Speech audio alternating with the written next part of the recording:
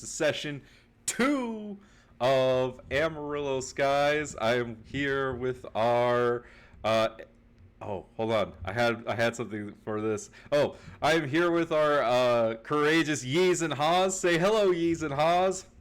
Hello, using Hello, Hob. you pause. So who let's see. Who would like to give us a recap of what happened in session 1 of our campaign? Be happy to. Go for it. So, after working very hard to safely arrive at this small town and start a new life, Scratch and Fox were getting along just fine until some jerk showed up and tried to start some crap. And it's a good thing that Fox was nice and didn't have me kill Roger. But there was like a carnival sort of county fair sort of thing going on. Yep, it was the Harvest Festival. Harvest Festival, there we go. And several of the player characters got selected to be judges of the pumpkins and the fruits and vegetables that had been grown. There was definitely corn. Oh Yep, my there's god, definitely so corn. much corn. It was beautiful. And somehow one of the pumpkins came to life as like a massive pumpkin monster thing, and it kept turning the tomatoes and the corn and the potatoes to life. So there's a lot of fighting that went down, and let's see, Roger got his butt kicked. Everyone else did pretty good. Roger got eaten and barely survived, and then the rest of the group killed all the monsters. We found out that there was a fairy stone that was probably what was causing the original pumpkin to like come to life. The Fairy mayor stone. came over. The mayor came over and like collected us all, and we went to go back to his place to talk. Fox and Scratch just about left town, but decided not to just yet, because Scratch was the one who recognized the Fey Stone. And then this guy in black showed up and just absolutely murdered the mayor, with us not being able to do a damn thing about it. That's pretty accurate. Is there anything anyone else wants to add that happened last time? Maybe some less biased commentary on on Roger. That Well, seems I mean, perfectly accurate to me. we went to a carnival and we had a wonderful time. So that was great. And then I met some new friends. Rebecca met some new friends, and then New and possibly old. oh yeah, and new old friends too. Yes. Things were uncomfortable, but you know. Then there was a competition, pumpkin attack, and yeah. I mean, it was a wonderful time. Yeah. Blythe Langley came to town and got a job at the Hart Ranch thanks to the mayor. And yeah, so you all did arrive at the mayor's manor, and after a conversation with him about the town of Amarillo, Fox and Scratch went to leave, only to find the door was locked behind them. Yeah, for some reason, and it was really difficult to open. So the mayor went over and opened the door for Fox, stepping out first through the door himself. He was riddled with bullets. As he fell to the ground, you saw the Black Rider, the man that had been walking around with Mr. Sir earlier that day, standing there with his 6-shooter smoking. And that is where we pick up as Mayor Longhorn Jack just collapses against the door. The door breaks. on its hinges as he just kind of slides down to the ground and bleeding. Is there anything you guys would like to do in that moment? Take some cover. Yeah, no, definitely Yeah, try and take like cover. duck behind the wall that the mayor just collapsed. The doorway, like to make sure I'm in the door behind the wall. Can Blythe use healing word on the mayor? Yeah. She can, or he can Save the mayor. absolutely attempt to do that. That sounds a whole lot like it's not going to work, but I'm still going to try it. For 5 healing. So Blythe, as you kind of reach out with your druidic magic, you see that where normally the wounds would begin healing and the bleeding would stop, that this healing is not taking effect. That there is something that's stopping the regenerative abilities of your magic. Oh, so he's dead. Cool. As the rest of you dive for cover, you all see that the man in black he turns on his heel and he begins walking back out into the darkness.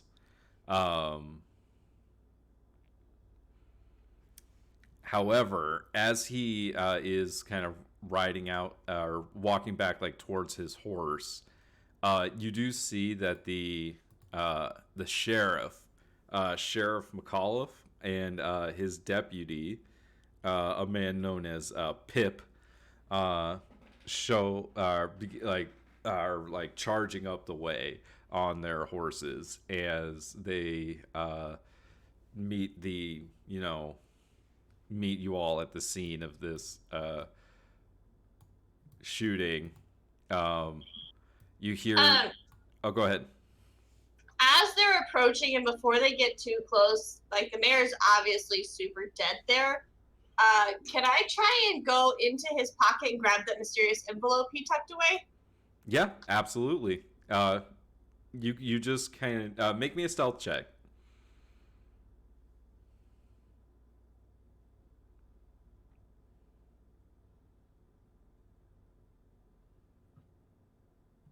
Oh, So I'm a little shaken right now. yeah, so everyone sees that before Fox like dives for cover, she throws herself kind of over towards the mayor, and she and you just kind of trip and fall as you're like struggling to kind of push him up so you can get in his pocket because he's so big. But eventually you do like kind of push him up, and you're able to retrieve this letter from his pocket. Miraculously, it is not doesn't have any bullet holes in it, but it is a little soaked in blood. As you scramble back into the house after you retrieve it, And I'll try and tuck that away. Obviously not stealthily, but Oh no! Everyone saw you do this. that's all good. And actually, this actually catches the attention of the Black Rider, which does give the sheriff enough time to get there. And as the sheriff dismounts his horse, you can see that he has this shotgun in his hands. As he runs up, he points it at the Black Rider, and he says, "What's the meaning of this? We heard gunshots." And then he looks over and he sees the mayor, and he points his shotgun back at the Black Rider. He says, "You responsible for this?" And the Black Rider turns to look at the sheriff, and he says,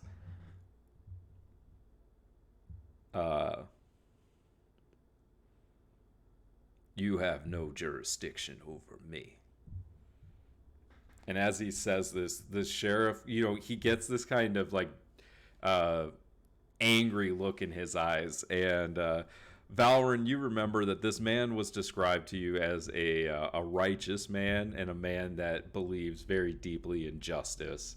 And you can see this kind of decision being made in the sheriff as he puts his finger on the trigger of his shotgun and he pulls the trigger, and the buckshot from his shotgun explodes towards the Black Rider. And as it's moving towards him, I need everyone to make me a perception check.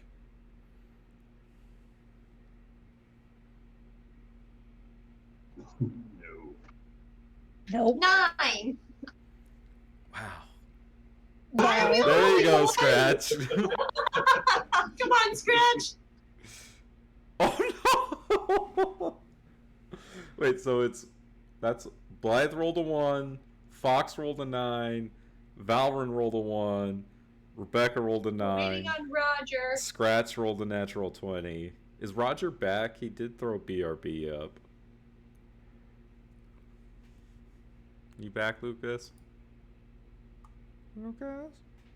Yeah, I don't think he's back yet. Okay. Then we won't worry about him. We'll say he's distracted. Scratch, you're the only one that sees this, but for a moment, it appears that there are two Black Riders. And you can see the one that is just facing forwards, walking towards his horse, and then you see another that seems to appear with his hand out, stretched in front of him. And the second one seems to deflect these bullets from this shotgun, and you watch as it almost looks like when somebody casts the shield spell, only instead of just blocking the shot, it rebounds it back at the sheriff. And you watch as the sheriff is riddled by his own shotgun blast, and he falls to the ground. Makana! I want to get up and rush over to the sheriff. Oh no, he's dead too. Valorant's fall and Scratch out. Yeah, as the two of you begin rushing out the front door, you see that the deputy is like frozen in fear as the Black Rider mounts his horse and begins to ride off into the darkness. The two of you rush to the sheriff's side. He is currently bleeding out.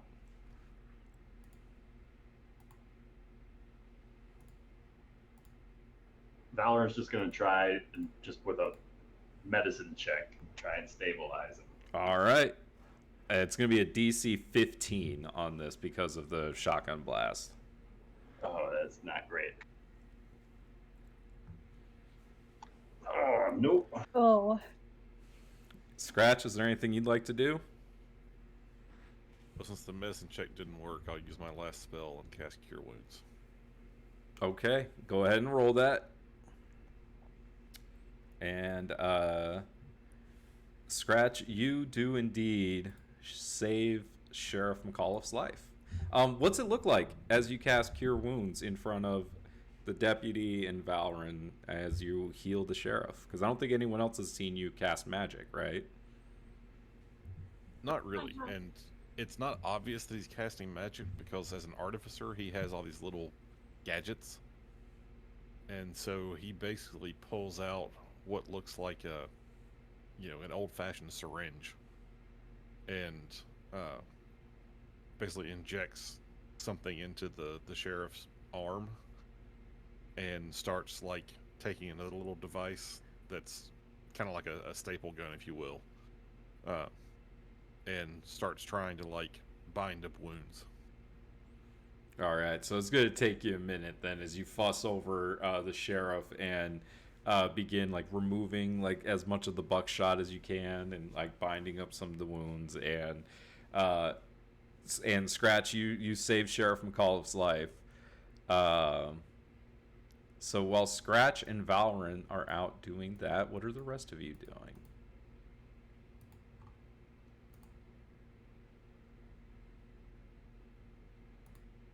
Fox will probably take a minute, like behind the door, catching her breath, But if she sees Scratch and Valorant leave, she's gonna kind of take a glance at the people left in the room and realize she'd rather be out there than here. And she'll like, kind of do like a double take, debating her next move, and then she'll kind of like make a dart for it and run over towards Scratch and Valorant.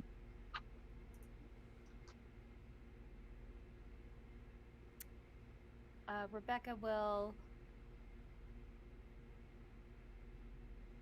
go look at the mayor, see how he's doing. He's probably dead, but I just want to make sure because seems like a cool dude. Yeah, make me a medicine check. Oh. Okay. Ooh. So the mayor is he is dead. Oh, damn. Well, shoot. Then I guess she'll run with the rest of the group if she can. Yeah. So Fox, you make your way out towards Scratch and Valorant and the sheriff. Roger, you're back. Welcome back. My wife and kid came home from a all-day train ride, so it was perfect timing, I guess. Yeah. Well, you missed the sheriff shooting a shotgun at the Black Rider and it seeming to rebound back at him. But it's okay. Scratch saved his life. And Rebecca has confirmed that the mayor is indeed dead. And Fox retrieved the letter from the mayor's pocket, and everyone saw her do it. You are now caught up. Put that letter in his pocket at the end of last session, right? Correct. Before you have last session. Yeah.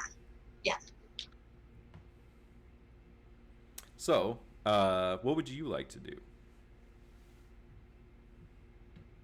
My God, someone's been shot. I look and I see the sheriff out there, and I'm like, is everyone else like heading out the back door or something? No, everyone's going out the front door to help the sheriff, who got shot by his own gun. Kinda. But only Scratch knows that. Right. Everyone rolled a 1, except for Scratch, who rolled a natural 20. So Scratch knows what happened. Everyone else just kind of saw a shotgun blast go off and the sheriff fall to the ground, not the Black Rider. All right. I trust Rebecca's word, and I will. I'll follow suit and investigate the sheriff as well. But I will try to stay out of the center of attention. So whatever I can do from a minor distance, I will. Okay, you're gonna hang back. Got it. All right. Blythe, what are you doing? I think Blythe, seeing that everybody else has the sheriff under control, I think he's just gonna stay back until the sheriff comes over to investigate the mayor. I think he's just gonna kind of sit on the floor, kind of a little upset that he couldn't help. This does definitely remind Blythe of a different time in his life, so that makes sense. Definitely. That makes sense. So the sheriff is not going to come to for a while, Scratch says, just because he's going to need time to recover. But eventually you bring both the sheriff and Longhorn Jack inside the house. And Scratch puts the sheriff, up in a bed to recover, and his deputy Pip, who is in a bit of a catatonic state right now, and kind of keeps repeating something about being a failure. And you do notice that he seems to have the smell of alcohol on his breath. He's probably a little drunk right now. So Fox is gonna go to the kitchen and get him some water and set him down at the table and sit next to him, try and comfort him. It's something she does pretty well. So she'll try and calm him down a little bit. Maybe make some coffee for everyone, sober him up a little bit. All right, absolutely. And actually, once Scratch like finishes, applying the healing, he's gonna look up at the deputy, kind of go, "You need to get him inside and take care of him. I got some looking around I need to do." Okay, so Fox, the deputy, and the sheriff go inside. What would you like to do, Scratch? I would like to see if there's an obvious trail where this man in black took off, and see if there's any evidence of two people over there where I saw the interesting things. Yeah, make me an investigation check. Valorant, you see as, the deputy and Fox kind of take the sheriff inside. Are you going to help carry the sheriff, or are you going to go with Scratch on his investigation? Valrin probably would have helped bring the sheriff upstairs, but after he's kind of tucked in and bandaged up as best we can, Valoran's going to try and assist Scratch. Yeah, you look out the window and you see Scratch is just kind of like walking around, like staring at the ground. On Valoran's way through the mayor's house, does he pass by anything valuable looking? To an Is extent. this a pretty kind of guy who's showy with his wealth that probably wouldn't miss a couple of artifacts, or like? There's not a lot of stuff like that. Like most of the things around the house seem to be like sentimental. Okay. Yeah. So you don't see anything like, he doesn't have like, fancy paintings or, anything like. Okay. If it's like not value. something flashy, he's not going out of his way to look for it. Yeah. So he'll assist Scratch tracking down this horse. Does this mayor have a fine box of Cuban cigars above? Now, he might have something like that tucked away somewhere. That is the kind of man he is. But those are illegal. So Scratch, as you're kind of investigating, you go to the spot where, the writer was standing. You think he was standing when you saw what you saw, and you only see the one pair of footsteps. And Valorant, when you come out, Scratch is like staring at the spot on the ground, at these like footsteps on the ground. The footsteps where he was in front of the sheriff, or the footsteps that led to his horse? They're one and the same. Like, it's just he didn't Okay. stop walking towards his horse when the sheriff shot at him. Okay. But you didn't see that part. Right. Something odd's going on here.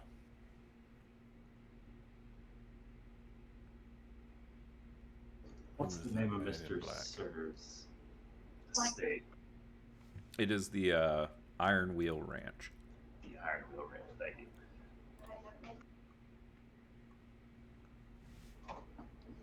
That was the gentleman we saw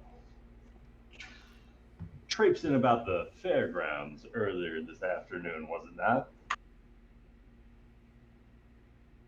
remember seeing him. But then again, I was working my stall. Well, I'm no lawman myself. What you recommend? We set up some sort of a perimeter? Circles? Got any chance of catching this guy on foot? I think he's done what he was here to do. I don't know what he had in for the mayor. But the way he took him out, if he'd been interested in the rest of us, we'd probably be dead too.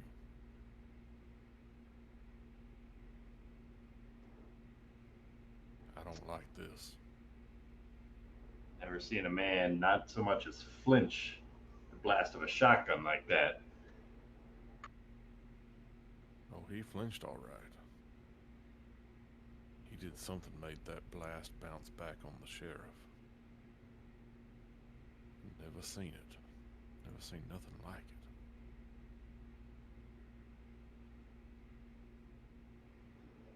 You saying the sheriff didn't miss? I'm saying that's what I'm out here looking for. I saw something. It looked like a second man in black showed up, put his hands out and caused the buckshot to rebound and hit the sheriff. But like I said, I've never seen that before. And I've seen some strange things.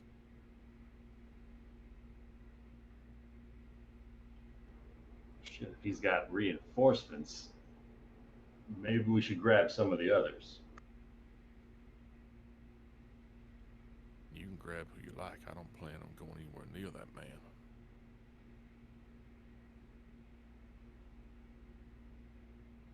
Well, I'm gonna go check along the sheriff, see how he's making do. I'll pass word of this along to the others. Let me know if you find anything. Valorant's just gonna shuffle back inside. All right. So, so essentially, you are all inside the mayor's house. What would you guys like to do? While Scratch and Valron are outside, I'm gonna try to sidle up next to Fox while we're tending to the wounded. Oh no. Yeah, I mean, Fox made some coffee, and she's pouring some coffee for the deputy, for Pip. His name is Pip. And yeah, they're just sitting at the table. Folks, if I may have a moment with you. This hardly seems like an appropriate time, wouldn't you say? She's gonna slide coffee over to Pip, and then she'll like aggressively slide one over towards Roger. As she like glares at him. Maybe you should make sure the others are okay. She's gonna usher to like Rebecca and like and hand him another cup of coffee to like, here, go do that. And she's gonna focus on Pip. Roger just nods his head and he grabs the 2 or 3 cups of coffee and takes it over to Blythe and to Rebecca. So, Deputy, what'd you say your name was? Pip. My name is Pip. Pip. Tip. Yeah, it's she's gonna wait for him to have like, a couple sips of coffee to, wash down a little bit, kind of get a little bit more there. You guys headed over here. You guys obviously heard the shots, I'm guessing. Yeah. We jumped on our horses as soon as the sheriff saw me outside the saloon and told me to jump on my horse and then we came over. Yeah, you seem to have had a fun night. Do you know much about this Mr. Sir and this Black Rider? I mean, is this something that happens often? They just like to go around and murder people of your town? No, not often. Obviously, no. And you can tell that he is scared shitless. Because with the mayor gone and the sheriff unconscious, he's in charge. You're getting the feeling like there's no law in this town with these two out of commission. Fox is gonna like go over and put her hands on his hands as they're like shaking around his coffee cup or whatever, and just kind of like try and just calm him down a little bit. He just seems a little scared. Yeah. But like. No, I mean, what are we gonna do? Get a posse together and go out to the Iron Wheel Ranch? Like, I'm pretty sure Mr. Sir has his own guys out there. We could. Oh god. And he's like starts having a panic attack.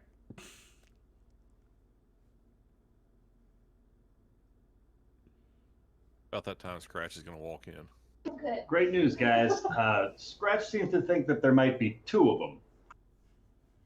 Oh god! Wait, what? Perfect timing. Oh God! Well, it just sure looked like there was only one of them. I have to agree with Blythe. I think, I mean, what makes I you only think that saw there were one, but two? if Scratch said there was two, I promise you there were two. Oh, you know, Lucas, you weren't here. Go ahead and give me a perception check for Roger for that. I can do that. Yeah, no bueno. That's a 10. Okay, no, you didn't see anything either. But I'll ask Scratch. Can you please describe what you saw? As someone who's, kind of trained in feeling out his opponents, he wants to see if he can get some information, see if he can recall maybe this fighting style or this kind of technique, if there is a technique. And Scratch just points at Valron and says, I done told him what I saw. Fox, I need to speak to you for a moment. She's busy with the deputy. And Fox will ignore Roger. She'll nod. She'll like give Pip a little squeeze of the hand, like a reassuring nod, and she'll stand up and head over to Scratch. Scratch will pull her aside and look at Valron and say, go ahead, tell him. Mentioned that he might have spotted two of them in the brief moment that the sheriff discharged his weapon. There was the one who took the force of the blast, and there was the one that was making his way towards the horse. The one making his way round did something with his hands, caused the bullets from the sheriff's own gun to fire back at him. Could I make an Arcana check to see if Blythe would know a spell like that? That Sure. could do that. Sounds like witchcraft. Anyone? Fox will be like, oh Yeah, I don't know if Roger has any expertise with something of that nature. Blythe, you know. Oh yeah, can I do a check too after he says witchcraft and be like, oh, if that's really anything I would have, Blythe, you know that there's a number of spells that kind of there's things like mirror image that can make duplications of yourself. There are spells like the shield spell, which can protect you from things like a projectile, right? But you've never heard of somebody combining all of those things into one, and also the rebounding of the attack is not something you've ever heard of before. But you can explain pieces of it, but putting it all together is the part that doesn't make sense. Okay. Well, Can I mean, roll they're a history check or something as a martial artist to see if it's something that it's like a shadow boxing or some weird Eastern type of fighting. It didn't sound like it was a fighting technique. Okay. Sort of spell. Blythe is gonna clear his throat. It's gonna say, well, there are spells that could do part of what you explained, but you can't do both of them at once.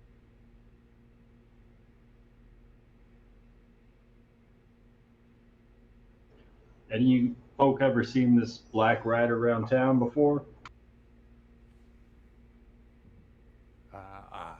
Rebecca and I have seen the Black Rider around town, yes. Right. Wasn't he with the man who talked Mr. Stern. Big portly man with 3 fingers on his left hand. Right. He was talking to Tilma the other day, right?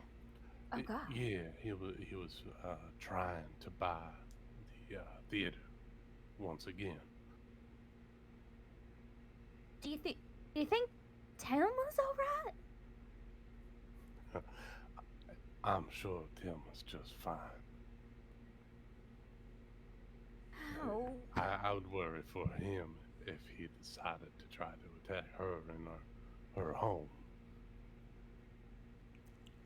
So this Mr. Sir is set up at the theater then? No. Our employer, Miss Tillman, she runs the theater in town, the Soul Theater. But it sounds like maybe Mr. Sir is trying to take over key locations of town, maybe properties or estates that hold value. I mean, the mayor literally just got done saying that he owns the gold mine, and then he was shot by Mr. Sir's henchmen. So it seems like he's trying to move in and take everything for himself.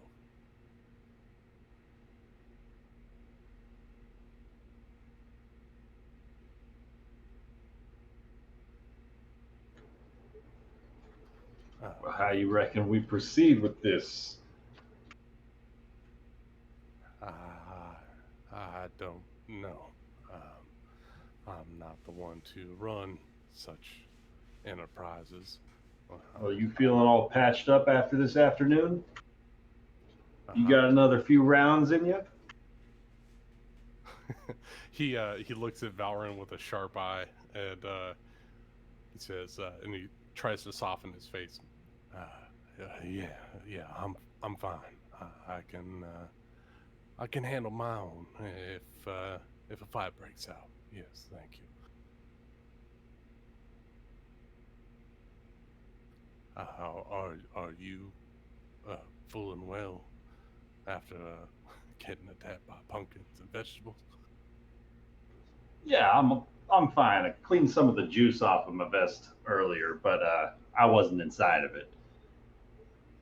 And if we're going after this thing, I'd better our odds together than trying to face him down by my lonesome. You see the deputy sitting at the table. He goes, "We're doing what?" You cut out, Nick. Oh, the deputy at the table, he just yells at you and he's like, "We're doing what?" What? Well, it was your idea, deputy. I wasn't Said if we can serious. get a posse together. That's suicide. If I'm my deputy, it's pretty much suicide to leave you here by yourself.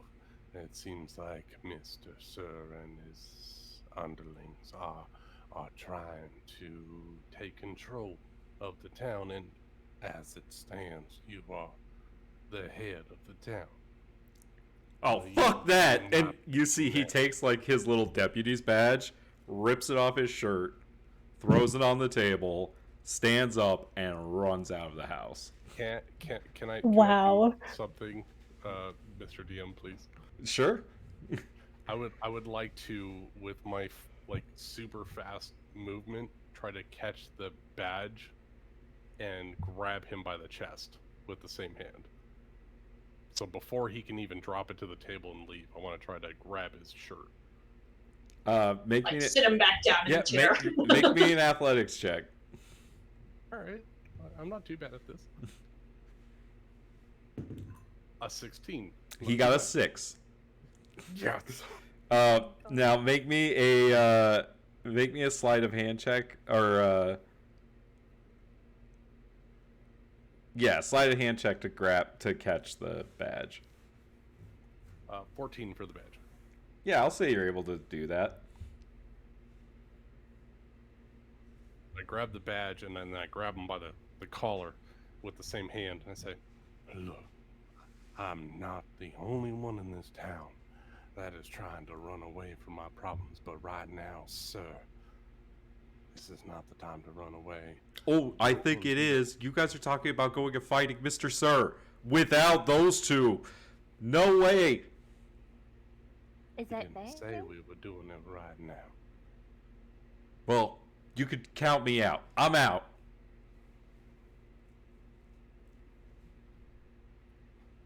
I look to anyone else for assistance because I have very low charisma. I'm like, this. Well, tell you what, Mister Out, you want out of this situation.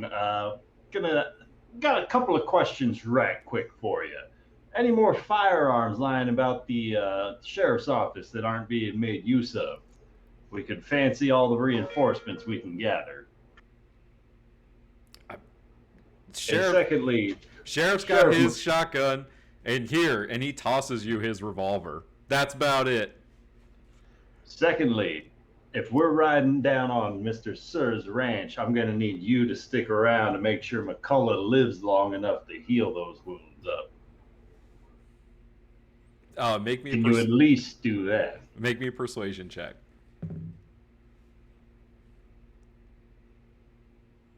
9. Oh my god. You see him shaking his head, and he's like, "No, man, I'm getting out of here." And Roger, he tries to like push away from you. Okay. We'll let him go. Post athletics? You're gonna hold on to him? Yeah, I'm gonna hold on. All right.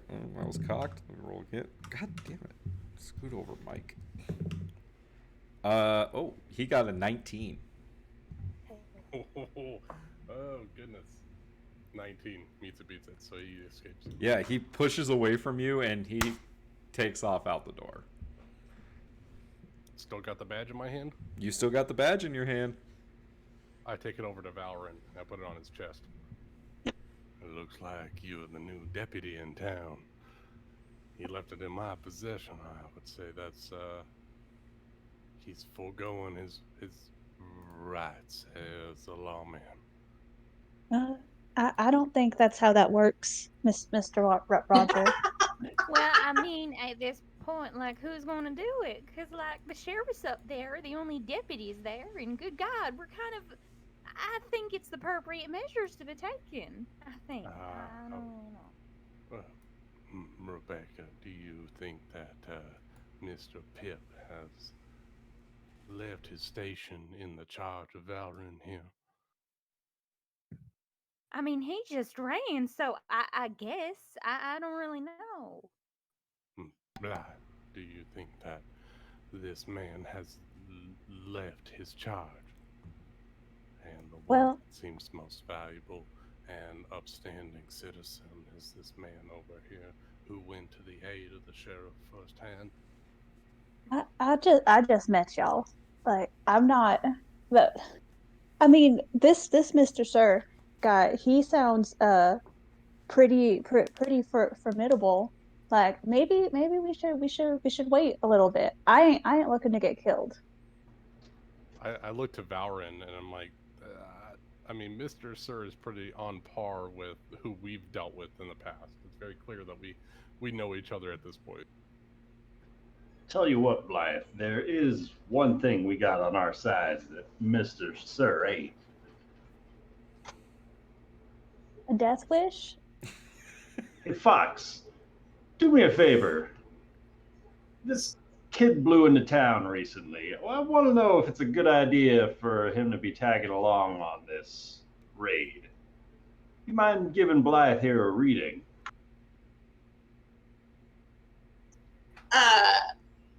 Fox is gonna turn away from. I assume she's having like a little bit of a side conversation with Scratch, and I'd like to retcon that in a minute. Sure. But then she'll look to Blythe and kind of look him up and down. And she'll shrug and nod. Give me 1 second. I have my notes. Give me 1 second. So while she's making her comment to Blythe, I will step next to Valron and say, whisper in his ear. I understand that we have a past, but I'd like to keep that as close to the chest as we can. I want to make a future for myself in this town. Perhaps we can get past this hurdle and we can go about our ways afterwards. Let's walk this dance one step at a time. That was good. You're not dancing with the fellow at the port, right?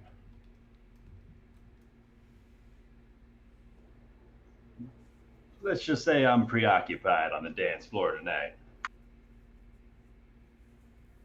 Alright, I'll make sure you're not interrupted. I think this will go very well for us if we continue this path.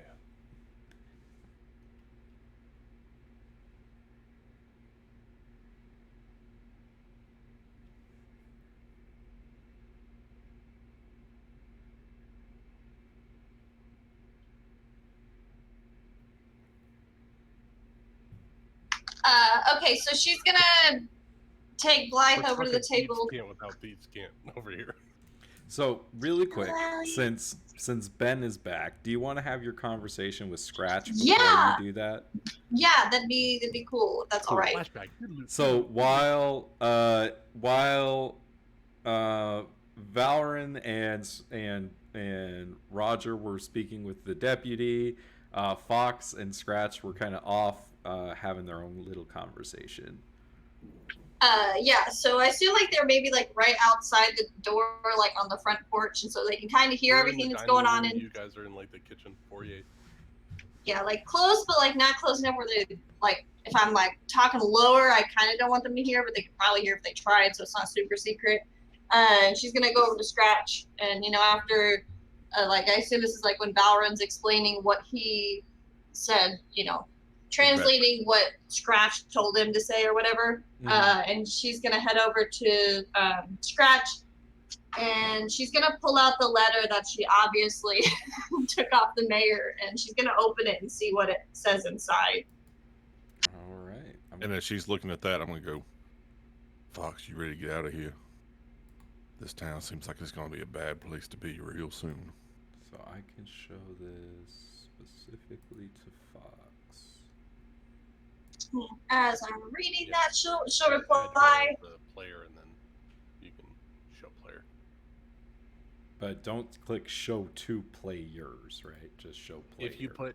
After you've made the edit so that only that one player can see it, if you click the button, it'll only show it to them. So if I have it in players' journals, Fox, and then if I hit show to players, it's only going to show it to her. Right. There should be another. It'll only show it to whoever has control of Fox's character sheet. Yeah. Okay. And if there should be an option for like all players, then it'll pop it up for everyone. But if Okay. you just put in someone's specific name, it's only for them. So did it pop up for everyone or just Amanda when I clicked that? I have it. Amanda, I got no pop up. All right. Nope. No Okay, pop-up. Amanda, you have the letter. So Internet, frickin'. there are three things in this envelope. There's the letter, there's a picture, and there's well, I'll let you read the letter first.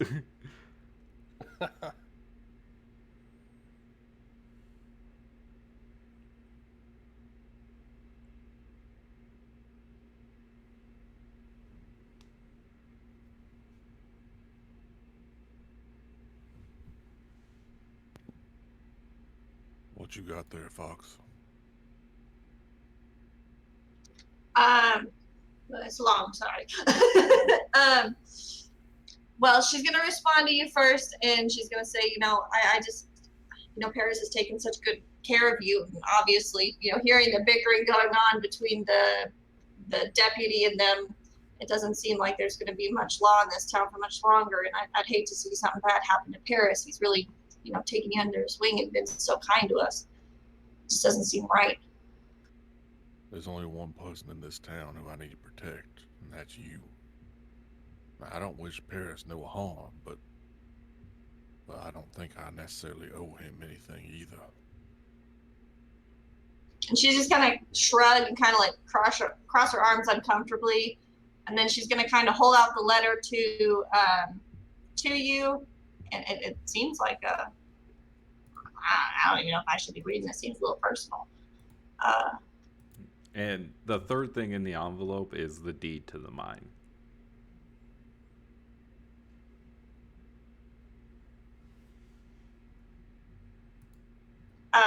And so she's gonna like hand him over the deed, and then it seems like it's a letter from his father about his mother and what happened to them.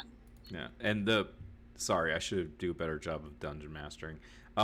So the picture that you see 1, 2, 3, 4, 5, it's 9 people. The only person that you recognize in the picture is the mayor. You see an elven woman with dark brown hair and brown skin, and she has face tattoos of these like fine lines that go around her face. You see a large black man with a close like goatee, black hair, black hat. He seems to have a like robotic right arm, and you also see a man that is wearing like furs and feathers, and he carries like this satchel. You see a black woman with braided hair and tattoos going down like her face and neck and shoulders, and she's wearing like this just like red vest, and she's smoking a cigarette. You see 2 what look to be like identical twins, and they are orcs that are wearing these like very like fine suits. One wears a fedora and the other wears like what are the taxi cab hats called? One of those. You see a goblin that is dressed in a kind of like, it almost looks like a suit in what he's wearing, and he has like a pocket watch that you can clearly see is like tucked with the chain and everything, and he wears glasses. Then you see the mayor, and you see a gnome with black skin and white hair wearing this like goofy hat.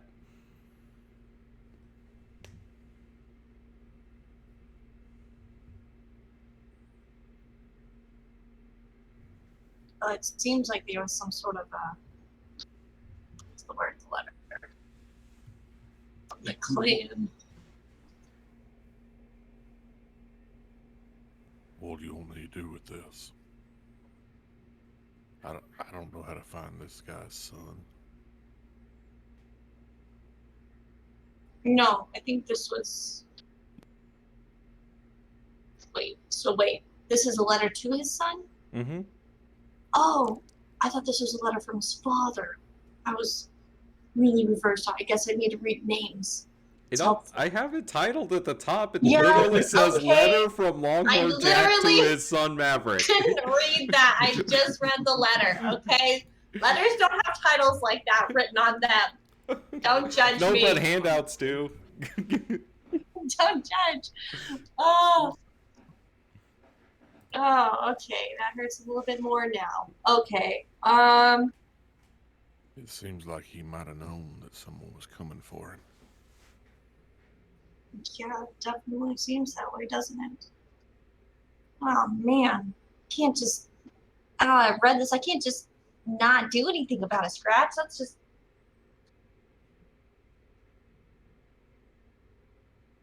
Well, Fox, you know whatever you do, I'm there.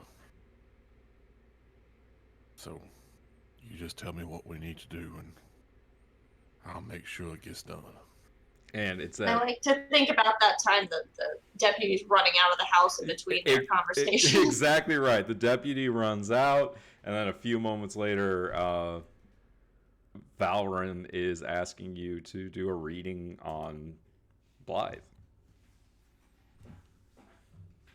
She's gonna like gather the contents of the letter, take the deed back from scratch, and fold them up and put them back in her pouch as Valrin. Like right after the deputy runs out, she's gonna fold those up, put them back in her pouch, and then I assume Valrin will be like, "Hey," and so she'll come in. She'll kind of take another look at Scratch, and then kind of look around, and then walk inside and look at Blythe, and then she'll sit at the table and be like, "Oh, I mean, I guess we've got a minute," and she's got things on her mind, which is fun. And she'll sit down and nod and be like, if you're willing, it just is a little insight onto who you are, who you could be, who you were, if you're comfortable with that. Are you gonna kill me if I don't? She's just gonna laugh and look at you with a smile and not answer. Roger looks very worried at that statement. Yeah, I get Blythe will go sit across from her. And she's gonna take her cards out of her pouch and she's gonna begin shuffling them a little bit. And she's gonna after she shuffles them a few times, she's gonna slide the stack over to you, and she's gonna ask you, if you don't mind, would you cut the deck? And then after you cut the deck, she'll spread them out on the table, and then she'll say, just pick 3 and lay them out in front of you. Yeah, he'll do that. And the first one that Blythe reveals is the 5 of Swords. And the second one is going to be an upside down 8 of Swords. And then the third one is going to be the Knight of Swords. So the 5 of Swords, it shows. Ben, if you want to send pictures again, you're really good at that. Sorry, the first one was give me a the second, I'll 5 look 'em of up. Swords. 5 of Swords. Upright? Upright. Yep. Okay. This shows that there was perhaps an end of some sort of argument, clash of some sorts, and perhaps the winner of the argument was maybe less than honorable. Perhaps you were running from a type of situation. Then she's going to move on to the 8 of Swords, and it's upside down. And this represents feelings of being trapped, perhaps in your mind or even physically trapped by something. That's all I wrote down for that card. And then The 8 of Swords. Yeah, 8 of Swords upside down. And then the last one is the Knight of Swords, and this just shows you're the kind of person that you have a knowledge of what you want and how to achieve it. You're very intellectual. You're smarter than what you lead on. That I can look at my book. That's all I wrote down for my notes. This is a really honorable card, though. It shows that you're a good person to have on our side. She's going to look to Valoran and just kind of give a nod of approval from the cards. It seems like you may have had a little bit of a shaky past and you're working through things, but I believe your future's bright, and I think you know what you want to do. And in the end, this is your decision. So you decide how you want to proceed, if this is something you want to do or not. And she's just going to kind of get up and tuck her cards away. And as Fox was doing this reading, you all saw her eye change color. Like it did every time she did. So she has now done a reading for all of you. So you all saw her eye change color when she did that for you. As she's shuffling these cards and putting them away, her eye changes back. Was Roger the first one at the party that got a reading? No, Valrin was by far. Our childhood friends, right? We were childhood buddies. Valrin was literally the first person. Very first person it ever happened. A real reading. But sorry, I interrupted. So, Blythe, you have received your fortune.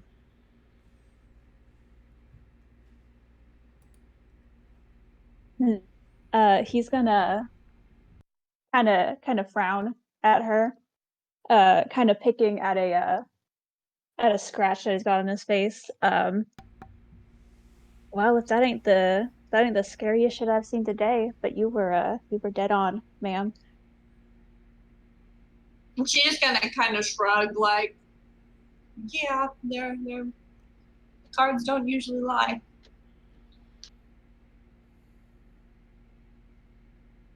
I'm sorry to hear about your past, though. I mean, I don't know what it was, but it's never a fun thing to hear about. But if it comforts you, you're not the only one running from their past. And she's going to look to Roger super uncomfortably and also glaring. Roger acknowledges the look and is like, I'm just trying to talk. He looks back at me, shrugs his shoulders.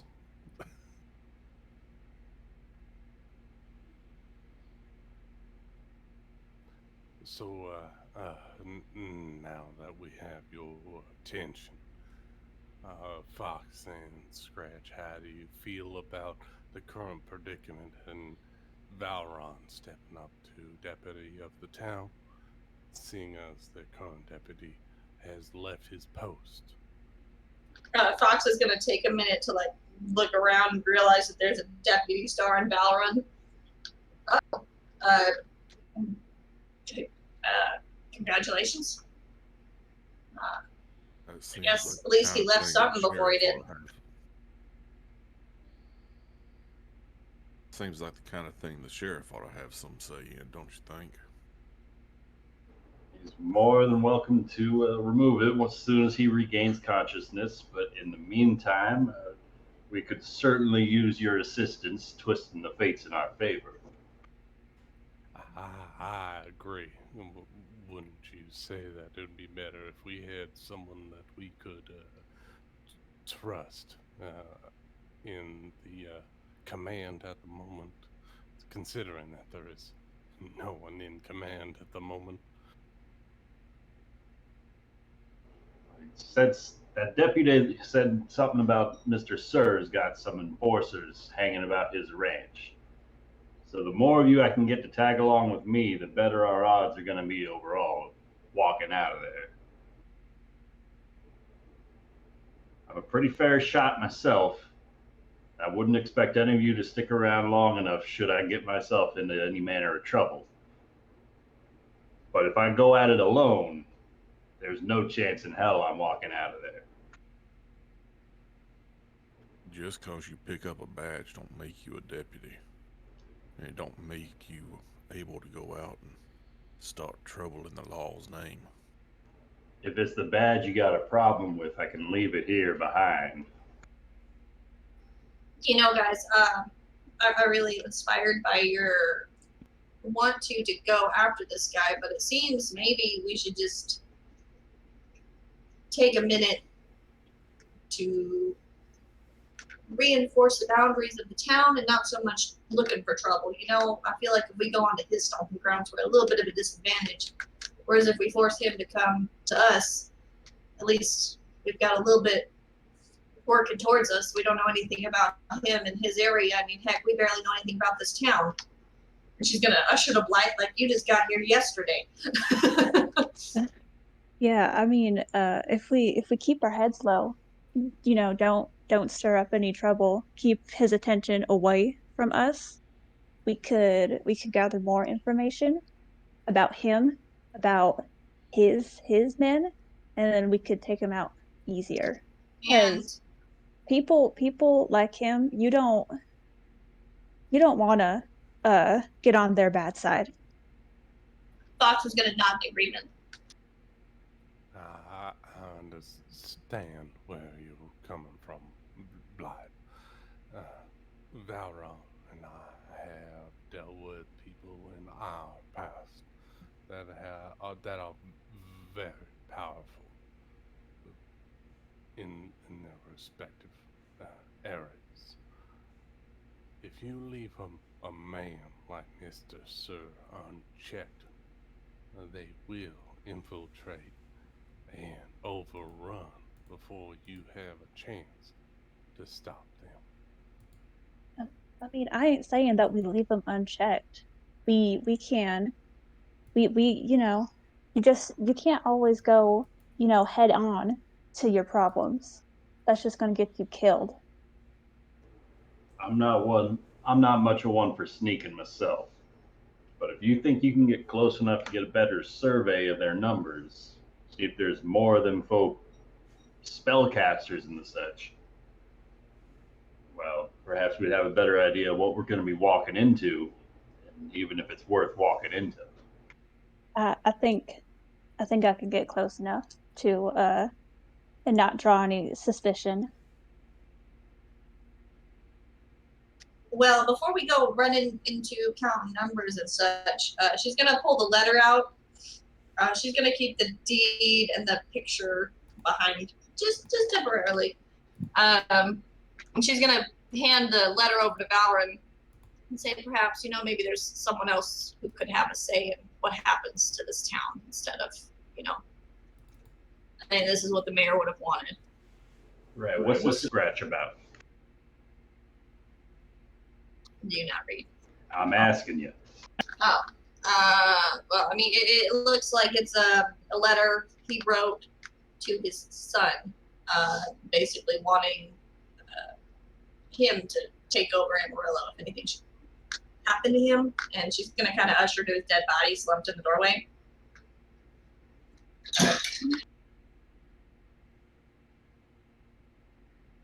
Hold on.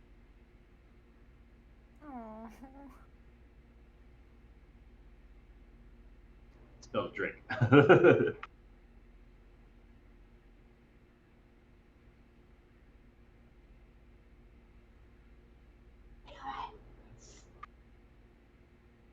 So his son ran off.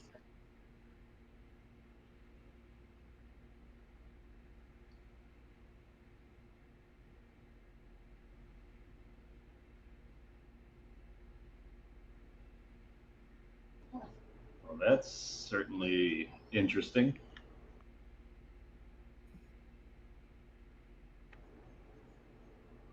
Think this was some sort of lover's quarrel the mayor was all wrapped up in?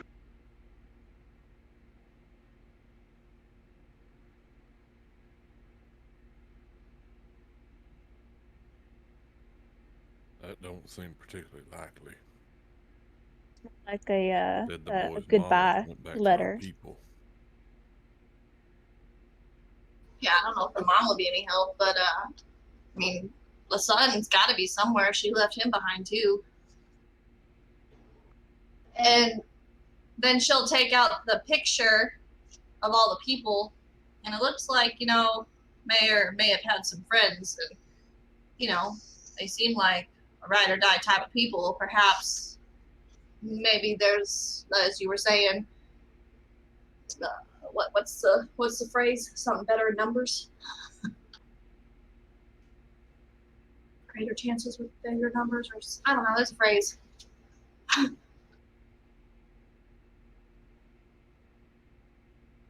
Do you have the picture? Can we all see it, or is it just a description? Hey, it's just a description. I had no way of smashing all of this together. That's fine. It's fine. But it's like a black and white, Yeah. it's like that kind of there's grays and other kinds of that stuff, Yeah. It's like an old school picture. Yeah, I can imagine it. Mhm. You did a really good job of describing it. But I mean, it looks like maybe Longhorn Jack has some friends that look like they could be pretty powerful people. Perhaps they'll be not too happy about what happened to him here. Maybe if we do some investigating, as Blythe said, keep our head low, don't stir up a ruckus, kind of keep the town safe, but not, an aggressive, more of a defensive stance.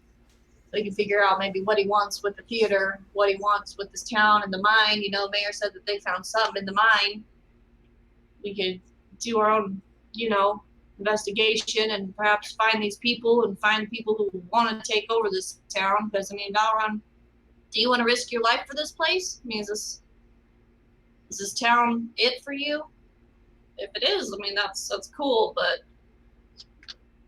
I just feel like there's a little bit more out there than this little place here, and I just don't know why it should be our responsibility to die for it.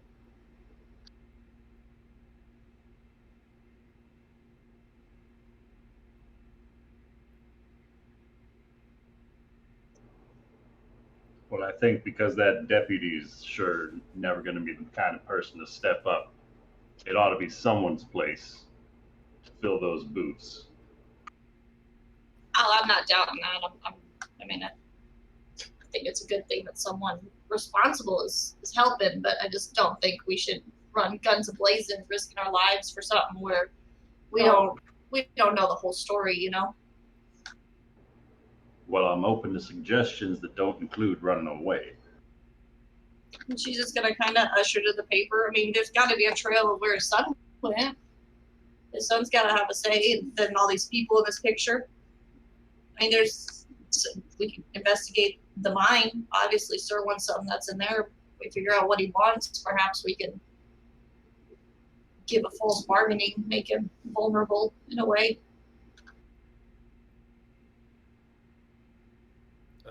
If I may, Nick, who was the first person in town out of the party? That would have been Valrin. Okay. So Valrin would probably know of the mayor's son then, right? Yeah, No. Maverick. We Nope. might not know that he's his son, but I think we did run into him at the fairgrounds. You did not. You have not met somebody named Maverick, and Valrin has not seen Titus. anyone named Maverick. Yeah, Titus is around. Titus we met. Yes, Not Maverick. not Maverick. Okay, though. so Maverick hasn't been around since before Valrin then. Correct. Yeah, he was not in town when Valrin got here. Okay, so Valrin none doesn't of know us who would this is. actually know of this person. Mm-mm.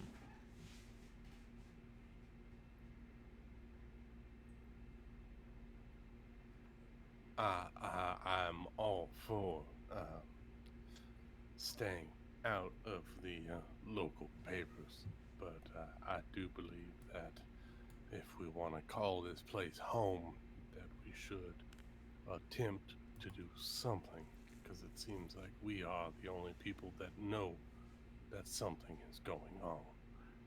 I think that we should try to better this town and make it safe and not unruly by large estate owners. And, I didn't think you cared much about making things better. I'm trying to be a better person. Whether you'll believe it or not, I am trying. I'd like to do an insight check on him. Sure.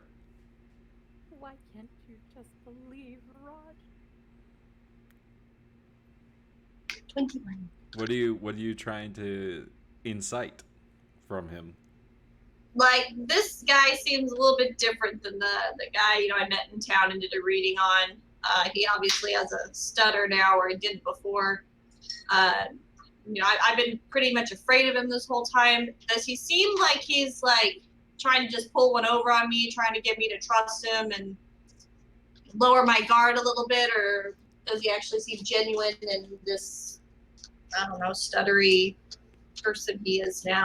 Like, he just seems a little bit different than the original person I met.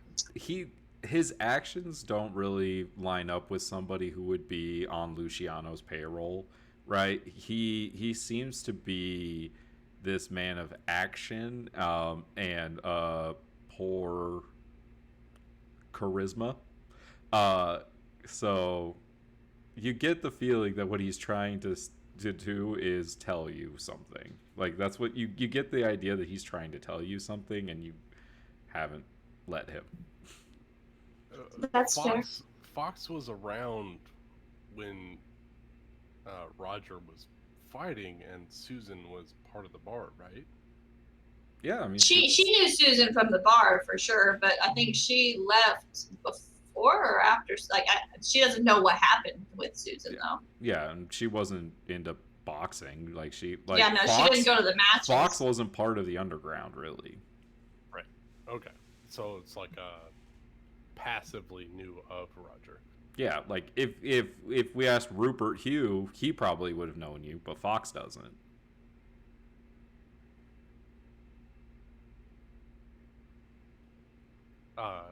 I mean, if I can sense Fox's like I don't know how to describe it. Her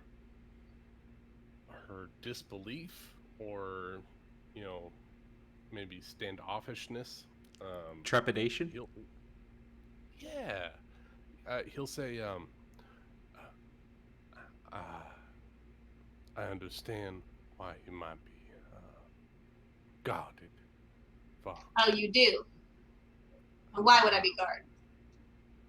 She's gonna cross her arms. I don't work for Luciano anymore. She's definitely inside checking that. He got Susan killed. He killed her, and I don't want that to happen here. After she hears that Susan was killed, she's gonna kind of like her tense, arms being crossed. She's gonna kind of like soften a little bit, and like her stern face is gonna kind of, like a little bit more of an understanding. Like she knew Susan. Susan was her bartender. Like she got her drunk on occasion. They were buddies. She talked to her, her life with Susan and stuff. So she was probably familiar with Susan. So she's gonna kind of have a little bit more of an understanding. And then I don't know if Fox would remember the card reading she did for Roger. She's done a lot of card readings. I don't feel like she would remember specifically each one for each person, and maybe not, put that together. I mean, it's up to you. Like, I think it might be cool if, like, the ones that are real, those are the ones she remembers. That's what I was. Yeah, perhaps. Yeah, I could Maybe see that. roll a history check to see if she recalls it. I mean, I think it's up to Amanda.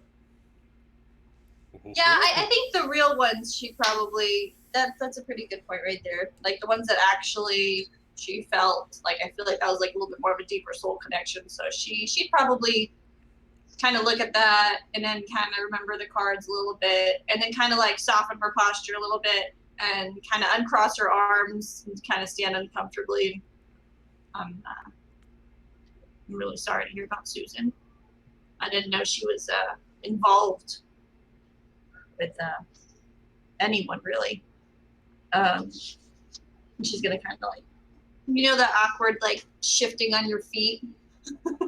like shrug shoulders, the head sinks in. You kind of just sit there. This is awkward. So Luciano did that.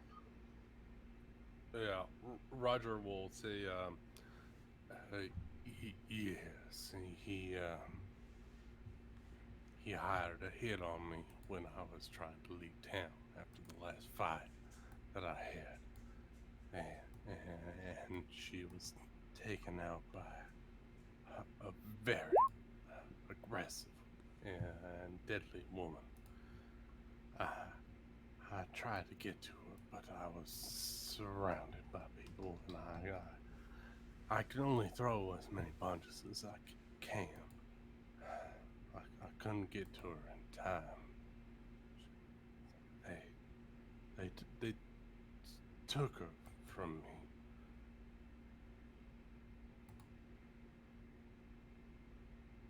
And she's gonna kind of nod, a little bit more understanding. I'm sorry for your loss there. I just assumed he had sent you to come after me because she's gonna kind of cross her arms again and stop talking. Like, yes, no, Roger walks up to Fox and gives her a big hug and says, I'm so sorry that I thought that you were involved. I was just lashing out. You only tell the fates. You don't actually perform them. Sorry, I didn't mean. I was just looking for answers and information. Like how did you know that it was going to happen, that I was going to lose someone so close? well, I mean, I didn't No, like that's exactly. I mean, hold on. I need to hold on.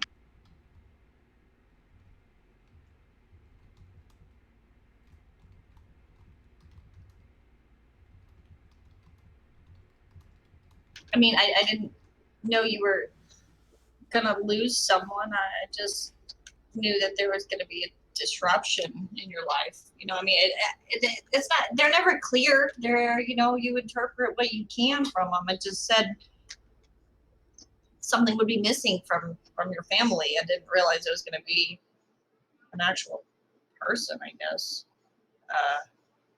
You can't know how these. It's just you can't know how these things work. They just. She's gonna as you're hugging her, she's still standing there with her arms crossed, it's really awkward. She's not a hugger. Roger lets you go and says, "Sorry. I know you didn't know specifically what was happening. We tried to keep it very secret, and we didn't keep it secret enough because Luciano found out, and he took care of her in a way that we were hoping he wouldn't. But I don't blame you for what happened. You were just trying to survive like me, and that happened. So I don't blame you. I just wanted to talk. I haven't been able to talk to anybody about Susan since it happened. So I just wanted to talk. Fox is gonna nod in understanding. Talking can heal more ways than you realize. You know, I'm really sorry to hear about Susan. She was the best bartender I ever had. If that's any consolation. But I guess it means sometimes a common enemy makes possible friendship. And she could kind of shrug, not so much like she's super trusting of you, but she's like, okay, maybe we can work on this. This isn't as terrifying as I originally thought.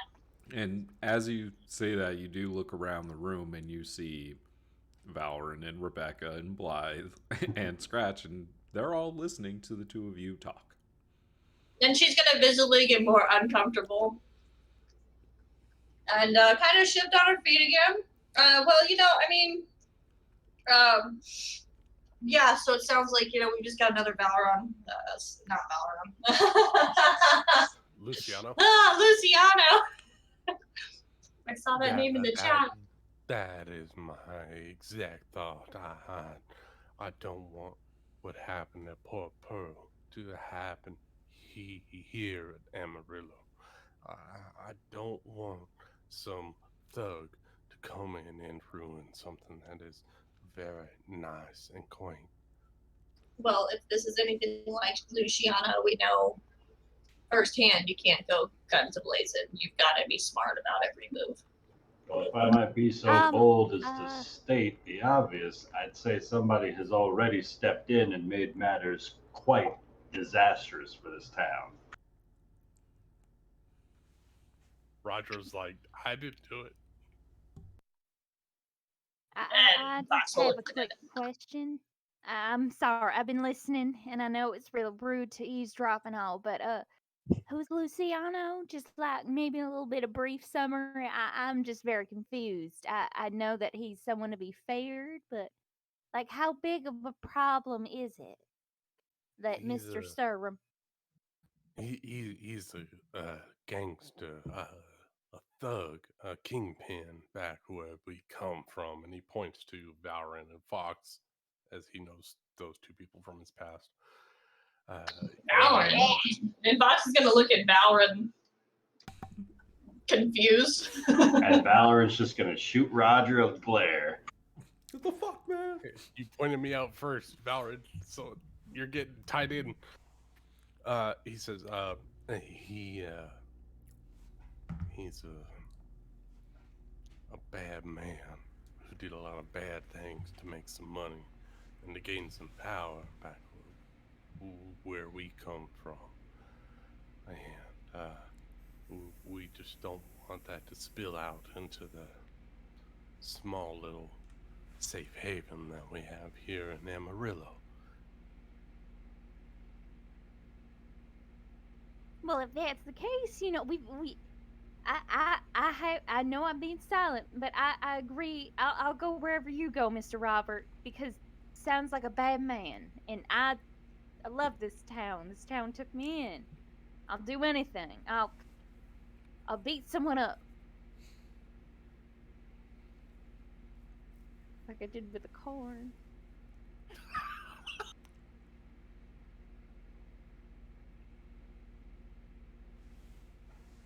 Chef Rebecca beating up some corn.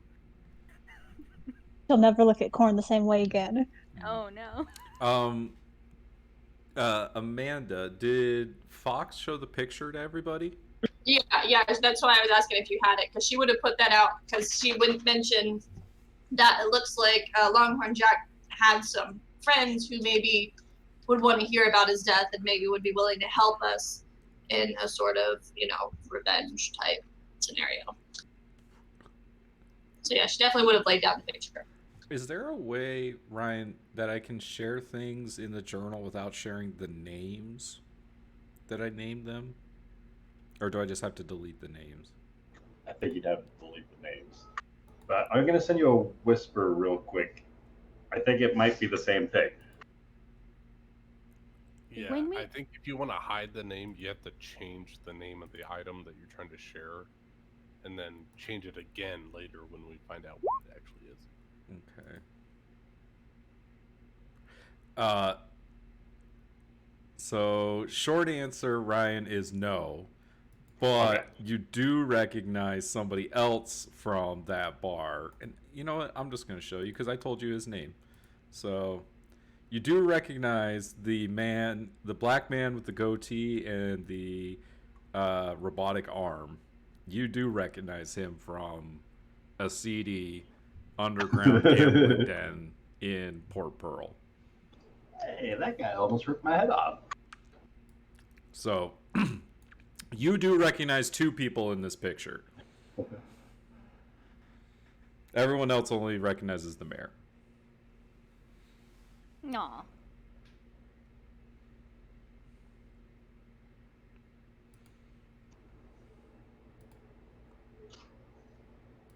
Can you share pictures of the other guys too, or no? Give me a second. I'm going to delete. No, you're good. I'm going to delete their names really quick, because you don't know their names, you're just going to be able to see them.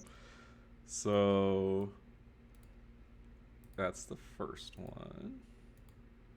Those are the twins. Oh, you know what? You do know.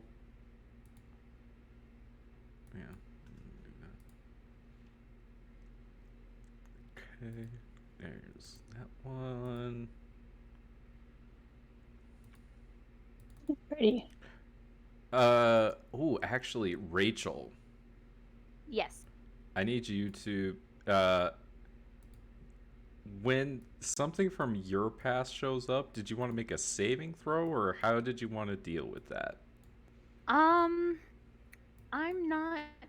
I think a saving throw. Or no, actually, maybe a history check at disadvantage, or no. You want to do like an intelligence saving throw? Yeah. Okay. Go ahead and make me an intelligence saving throw. Just a straight roll? Yeah.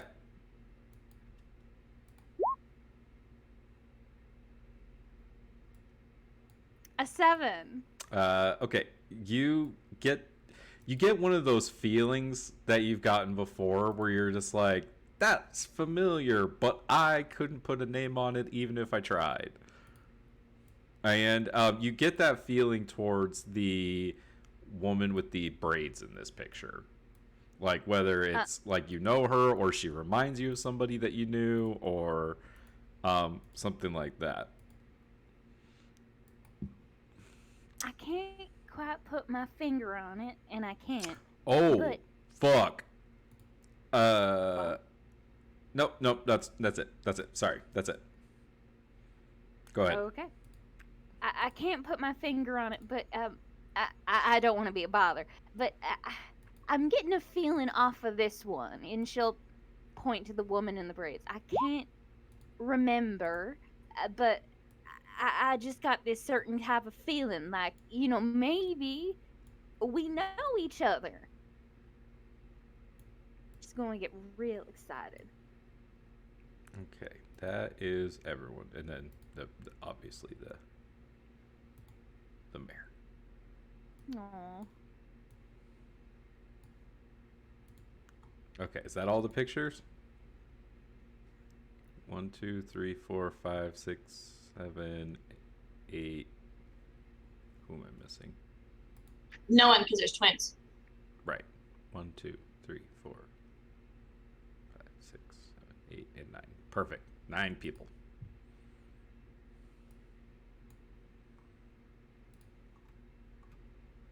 I mean, she has to be good because, the mayor's with her, right?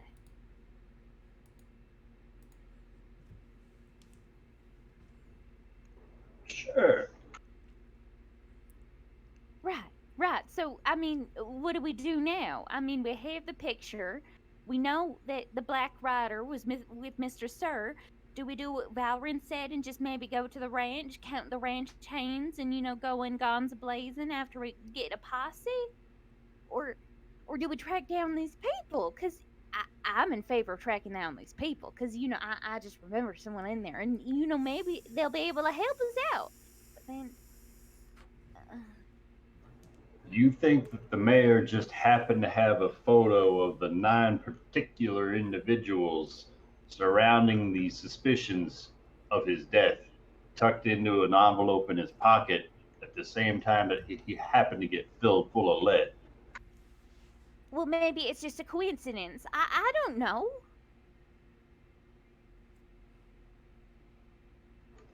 I agree that this letter is something worth looking into. I haven't heard mention of no son by the name of Duncan. Might be wanting to ask around Titus about that, the mayor's son. See if he knows anything about Duncan or the Light Leafs or the Elderwood. Don't. Maybe not. His name was Maverick. And I don't think Titus is the mayor's son either. We totally heard that the mayor's son Titus was pocketing something from the pumpkin at the harvest. No, that was the mayor. That was Longhorn went over and picked up the face stone from the pumpkin. Oh, man. Dang bad notes.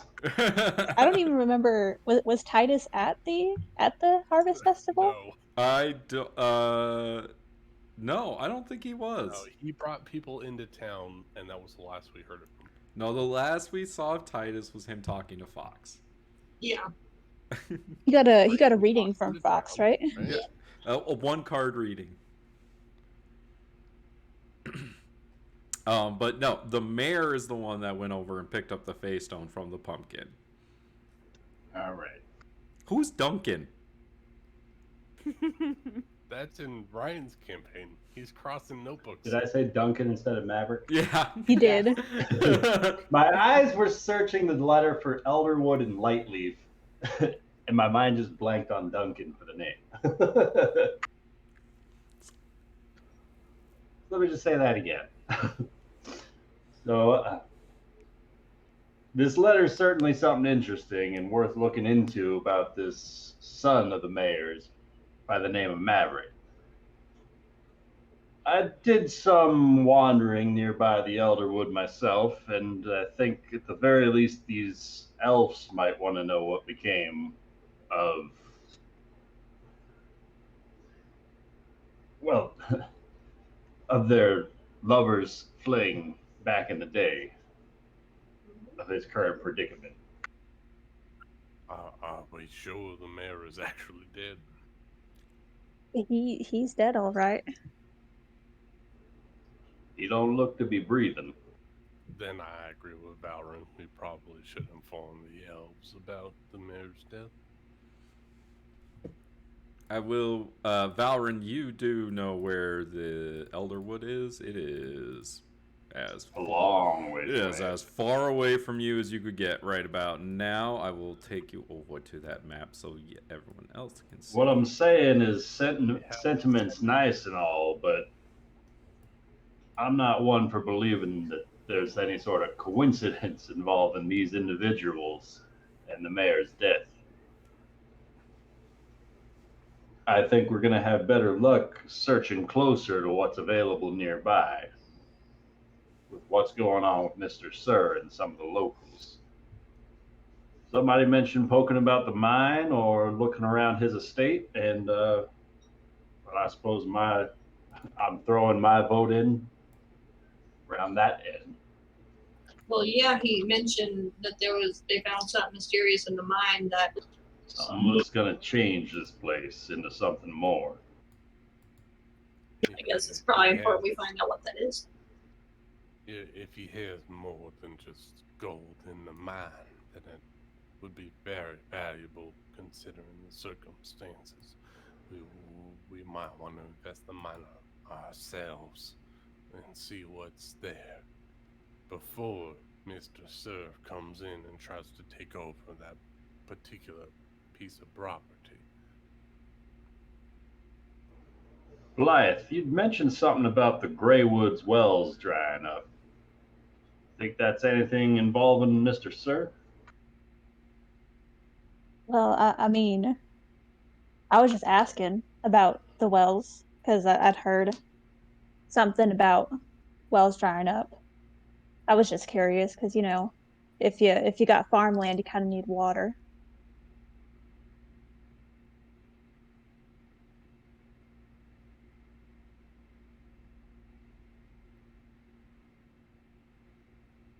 But wells can just dry up all the time, whether it just happens.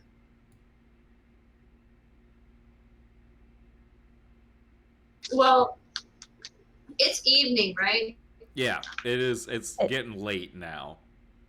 Guys, I mean, I know that there's been a lot that's happened. I know myself, I'm feeling a little exhausted from the day, and I know we're not going to go do anything super rash tonight. I'd hope. I'm gonna kind of go and gather my thoughts and think about if this is something I want to pursue full time, or if maybe my talents are best used elsewhere. So if you don't mind, I'm just gonna kind of nod to Scratch and kind of make her way to the door.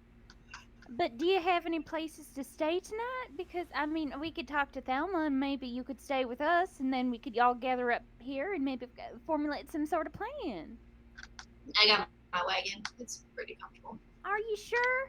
I mean, we could all bunk together. I mean, I think my room's a bit small, but,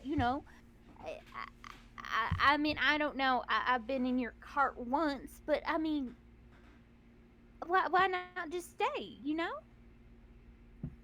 I think sometimes it's really good to have your own thoughts to yourself on important decisions such as this one. All right. I understand where you're coming from, Fox, but it might be in the best interest for us to all stay near each other. Well, this town's pretty small. Considering that a high privileged and prominent figure of the neighborhood was just assassinated, I don't think that it's wise for all of us to separate for the evening, considering that the assassin has seen all of our faces. I mean, not to be rude, but if he wanted us dead, we'd all be dead right now. And she's gonna understand. Yeah. But considering that he's returning to his employer and he could have to finish the job this evening, I think it might be best for us to all stay close. I actually feel like our odds might be better if we're further away. We'd have a little bit of a warning if someone else got shot in the middle of the night. Well, if I didn't know any better, I would think that maybe you just think that you don't like us. Is that what you're trying to say, Fox? In my experience, it's hard to decide if you like someone in just a day. I mean, okay, I guess. I mean, I understand. You know, Don't worry. I've known you come, for longer than a day, so I we're know fine. that I come off a little bit, you know, like a little bit too strong. But you know, I try to be so friendly. I'm just saying. I agree with Robert. You know, I mean, I just don't want to see anyone else get hurt because you know the mayor, he was so kind and he died, and I don't want to see any more people that I Rebecca. know die. I don't think we got any reason to be worried. I We got understand. nothing that man wants. Okay.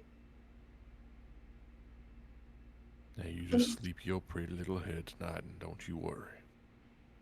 All right. Okay, I'm sorry. I'll go step out for a minute and compose myself. Go ahead. I was just gonna say, Fox will kind of like pat Rebecca on the back as she walks by, and then Fox will start making her way to her wagon. I'll see you guys in the morning. I guess we'll find a spot to. If Roger can, before Fox leaves, I'll try to whisper something to her. You can try. No. I would like to try. Okay. So before she tries to leave the mayor's manor, I'll say, if you are not here for the betterment of this town, it's in your best interest to leave here in the dead of night so you don't get wrapped up in what Valorant and I are planning to do.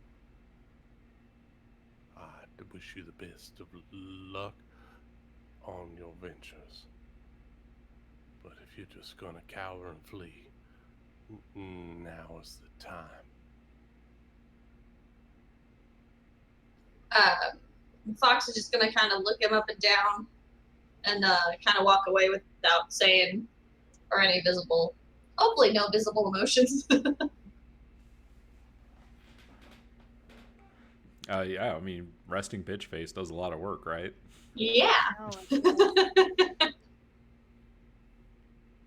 So Fox and Scratch turn and leave. Scratch, he had a hard time hearing what he was trying to say. That's what I was afraid of. Yeah. So that leaves Valorant, Rebecca, Blythe, and Roger at the mayor's manor, who is still laying on the ground. I mean, I would assume He's we put a he's blanket really over big. him, right? Okay, who's supposed to pick him up? Would have thrown a sheet over him. Yeah, Okay. yeah. So Like, there's he a body with a sheet over it laying in the doorway. Yeah, problem solved itself. Actually, I trust gingerly Rebecca's step word. over it. Roger trusts Rebecca's word, but he will try his own medicine check just to see if he's actually dead. After Wow. all the shit Okay. that's happened. Okay. I'm gonna save you the check. Yeah, he did. Good. But is he dead? Oh. Or Should Is he? Or if you're asking me if he is almost dead or all dead, the answer is he's all dead. The only thing you could do is go through his pockets and look for loose change. Aw. I wasn't. I already Since tried we that. have It was to. on death saving throws or if he died outright. What? I'm sure if he was on death saving throws or if he died outright because I have a healing potion. no? I tried to heal him. He was dead. There we go. He's dead.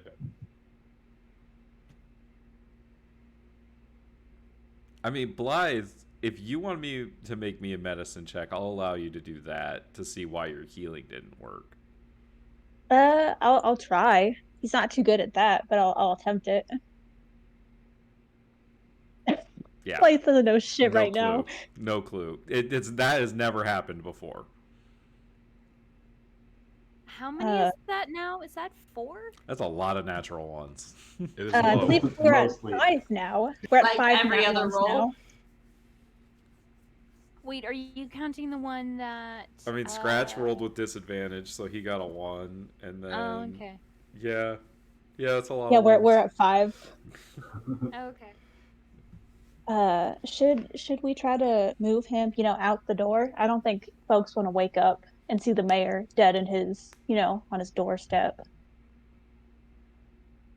I can bury him if that appeases everyone else. So, I mean- Roger, you would know that that's not how like the Church of the Sovereign Host like handles funerals. It would be very disrespectful to just go straight up bury him right now. I would like to hold a ceremony for the town mayor, considering what has happened in the last few days. We should wait for the sheriff to wake up, see what he makes of this whole mess. Man, I'm glad I'm not there for this awkwardness. But Blythe is certainly going to attempt to move the mayor out of the doorway if nobody else is going to. I thought we brought him up to a bed and put a sheet on him. So sorry, is anyone going to help Blythe? Rebecca would. All right. Roger was helping moving the body originally too, so. All I right. don't- If there are 2 of you moving him, then I won't make you make checks. So yeah, you're able to move the mayor inside, put the sheet over him, and it's just the 4 of you. What would you like to do? Should I'll we ask. alert? Oh, go ahead. Should we alert the church? Should we alert the church? Or Rebecca, try to rouse the sheriff. Oh think yeah, we yeah, might- that's right. I think we might want to rouse the sheriff and perhaps tell Alma about what has happened here. She might like to know what's happening in the town at the moment.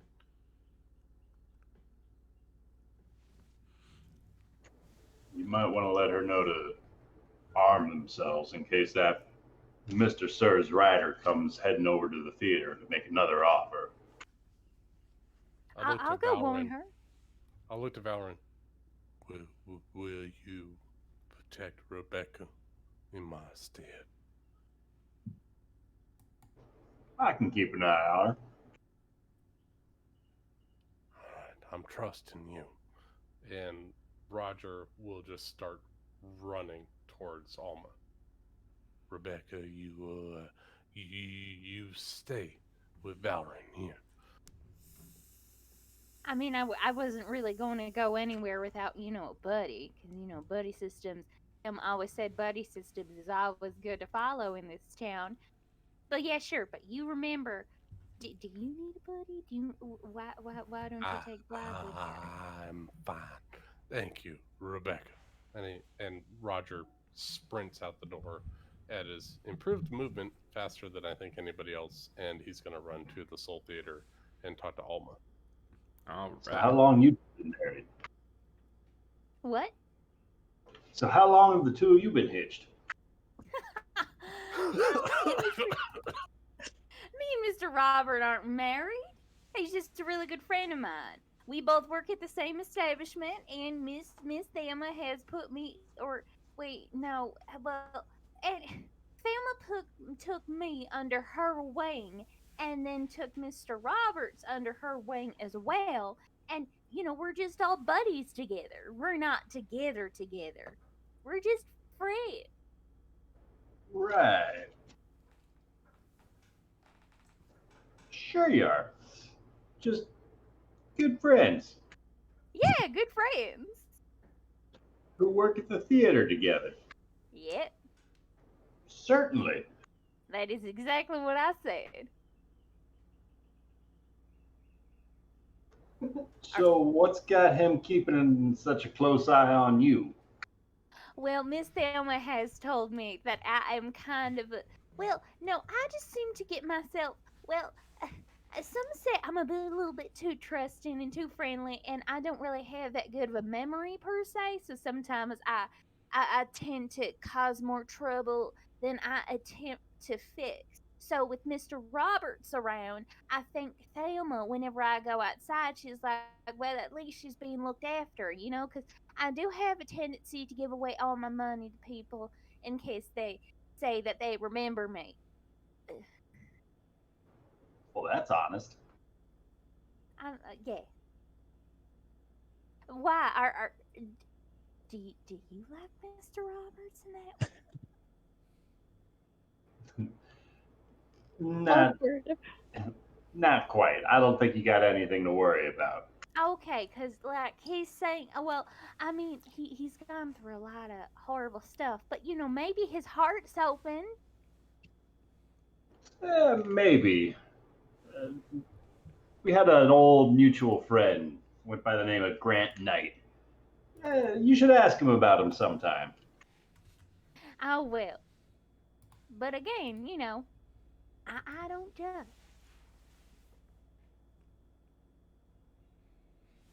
And So, oh, you go ever ahead. witness a murder? And with that, Jeez. so we, unless there's anything else anyone wants to do, eventually the sheriff does come to consciousness. Alma comes rushing over to the mayor's manor with Roger, and the situation begins to, be handled.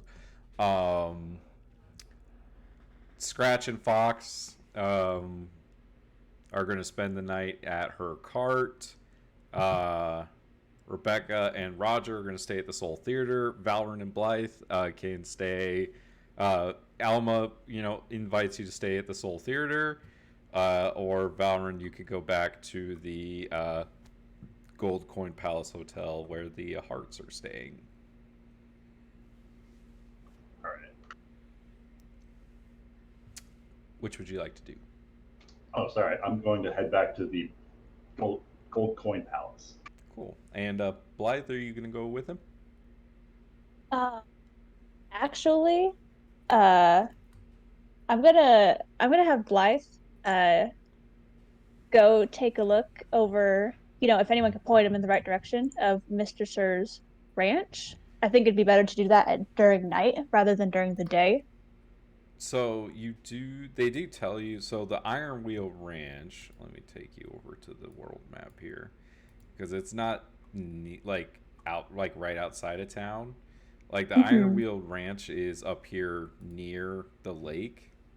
Oh yeah, I see it. Yeah. The lake, that is. It's like right here near the edge of the lake in the forest. So that's about where it is. So it is almost a day's ride. Like it's a little less than a day out there. What about if he wild shaped into a bird? Then how long would it take? Like half a day. Oh, never mind. Yeah, it's still quite a distance to get to his actual ranch is quite a distance. Never mind then. Because he has all those pastures and all that land for all of his cattle, and it's quite a ways away.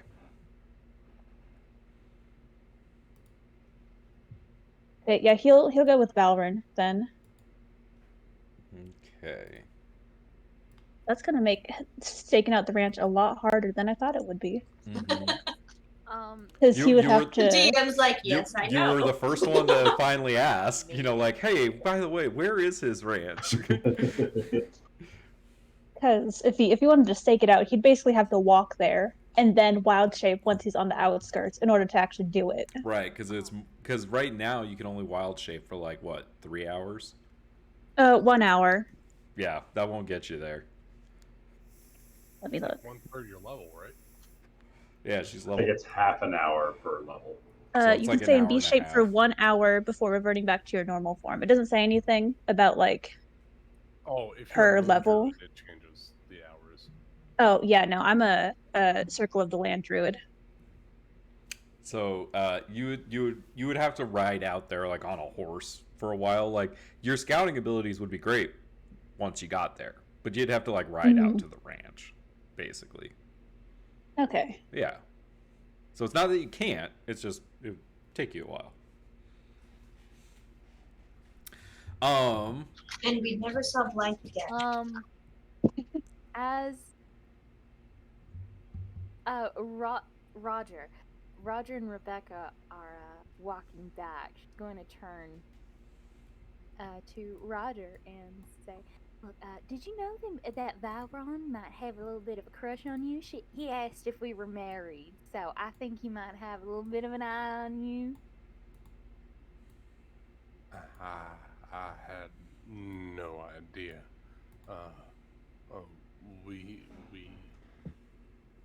He is very special, to say the least. You don't see very many of his kind around these parts, but I don't know. I haven't thought too much about that. I just want to let you know, no judgment. Before we move on, Nick just remembered. Valorant, did you want to say anything to the sheriff about being the deputy? If he regains consciousness, going to kind of like fill him in on what we found on the mayor, just in case he's got any information we don't, kind of a thing. Like, going to ask if he's cool with us taking his shotgun before taking it. He is not cool with you taking his shotgun.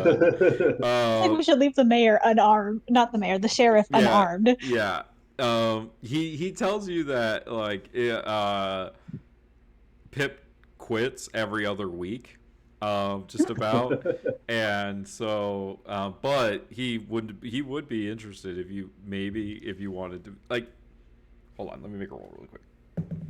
I mean, Roger would like to, in his very little capacity, aid Valrin in his ascension to deputy of the town. Do you want to be deputy, Ryan? I'm down. Okay. The sheriff tells you like to stop by his office like later, like, and he'll talk to you about it. Nope. You have an interview. Exactly. Hey-o. Promotion.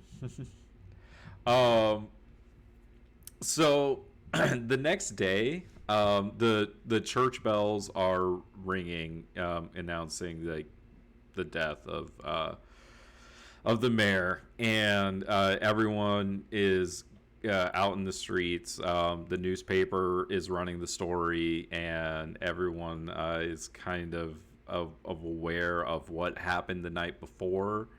And very quickly, the funeral is arranged for the next day. Not like the exact next day, but like a few days down the road. Hold on, let me go to my calendar. Let me do this correctly. Okay. So, the Harvest Festival happened on the 1st of Zarentir.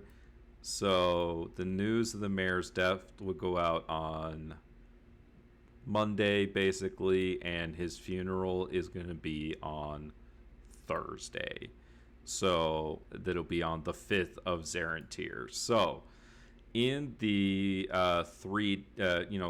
2 days in between the mayor's the mayor's death and the mayor's funeral, 3 days, it'd be the 2nd, 3rd, and 4th.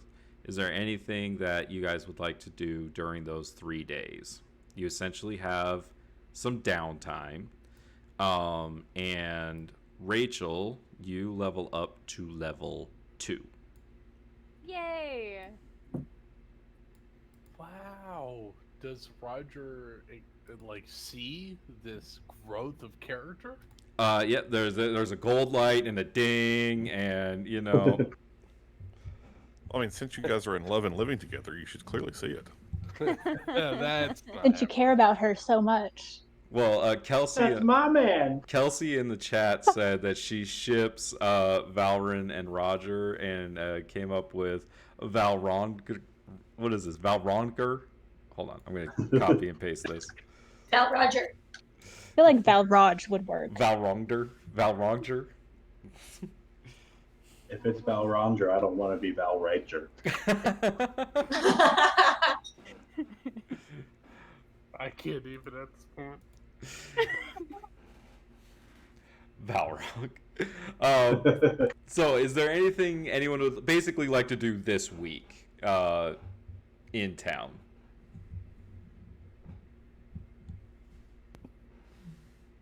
My investigation sucks, but I'd like to try to find out more about this man in black guy if we're gonna be sticking around. How are you going to go about gathering information about him? Through Arcana and Athletics. Explain. I'm going to run around the town and look for signs of magic. No, I don't know. Looking for traces. Okay. I'm gonna do a backflip. Uh-huh. There you go. That is Wouldn't- such a good way of investigating. Whoa. Wouldn't that be acrobatics, not athletics? Shh. For me, it's athletics. All right, let me cut in here. Ben, what do you really do? I think I'm just gonna. I am gonna like try to sort of ask around. I mean, I'm not a very talkative person, but I'll ask Paris and try to just see if I, see any signs of this guy or if he like comes back in town or anything. All right, go ahead and make me a persuasion check. Persuasion? Yeah, you're talking to people, trying to get them to tell you information about a scary dude. I was gonna say about a big scary dude. Talking to my boss. It's not the same thing. I mean, Paris will kind of, he came into Paris's shop, so Paris does like know who he is. Doesn't know much about him, but he just knows that he's Mr. Sir's bodyguard, like Mr. Sir's man. That's what he calls him. I rolled a 9. Most of the information that you get about him is pretty on its face, right? Like there's a bit of a mystery. Like nobody really knows like who he is. Like they don't even know his name, right? They just call him the Black Rider. They know that he's Mr. Sir's man. They don't like really know. They know he's dangerous. They know he's a really good shot, right? But as far as like anything that you didn't really already know or could infer, you don't really learn anything about him.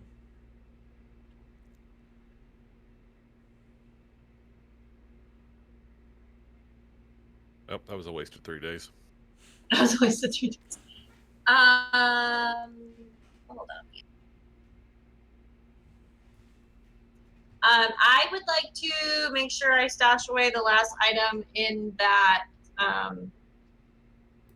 the deed to the mine. She's gonna stash it in her wagon, and she's gonna make sure she casts alarm on her wagon, so in case there's any unwanted. Okay. Do you have the letter and the picture as well? Yeah, I guess she probably would have taken it back after everyone read it. Sure. Okay. So she'll stash the letter and the picture in one place, and then she'll try and put the deed in like a different, more secretive, different spot. Because I feel like that's super valuable and something people could potentially want to come after.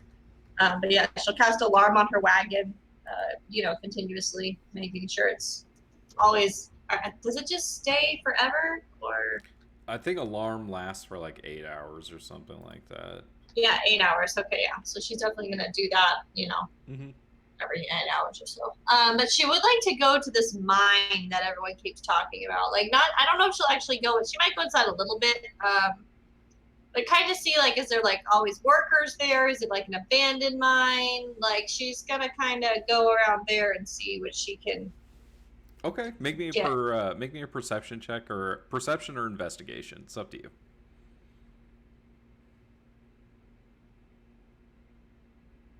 Do investigation for 14. 14.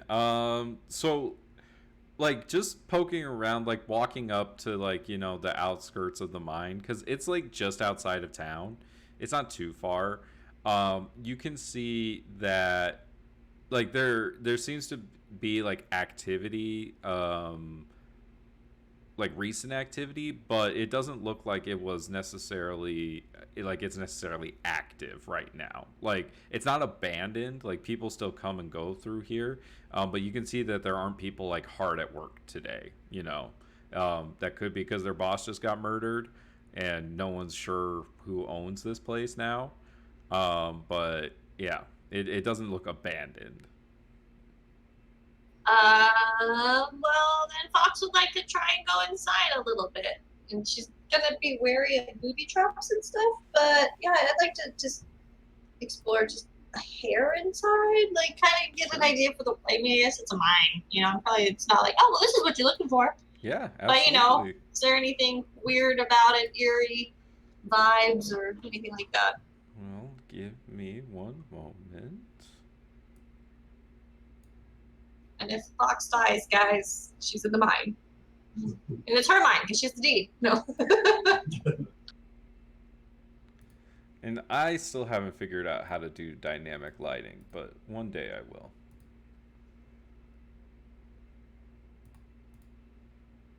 So, Fox. Let's see, did I get you in there? Okay. And obviously, Scratch is going with Fox wherever she goes. That makes sense. I will let you go with her. Eventually, you give up on talking to people. I probably should have helped you with that, but It she was didn't more take very curious. He comes back and she's like, God damn it, where'd Fox go? Okay, I wish I could see what this looks like for y'all. Ryan, you're gonna have to teach me how dynamic lighting works. Think about it like tracing out what you don't want people to see through. So like anywhere there's a wall, and so anywhere there's an opening, you want to make sure there's no lines, but also like I'll just take like some screenshots of my dynamic lighting layers. Yeah, you just show it to me. Like I also haven't played around with it too much. But as you come in, can you see this whole like bottom right hand corner? Yes. Okay. We can see only the bottom right corner. Okay. Because like how far is that? Yeah, that's like 30 feet. Okay. So yeah, I mean like coming in, there's like a you can see this like holding area that has like barrels and shovels and picks and all of your, you know, your mining equipment and other things like that. There's a ladder that leads down deeper into the mine, and you can, if you when you walk out, I'm just gonna reveal. Hold on, I'm gonna reveal a little more of this because this is lit up down here.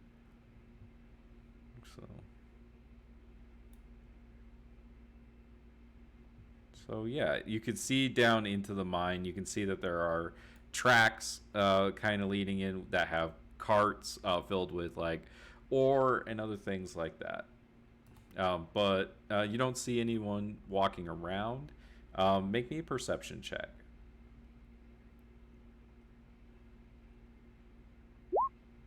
A 3. I'm probably not the person to be investigating things. You Can I don't also make a perception check? Sure, you are with her. Sure.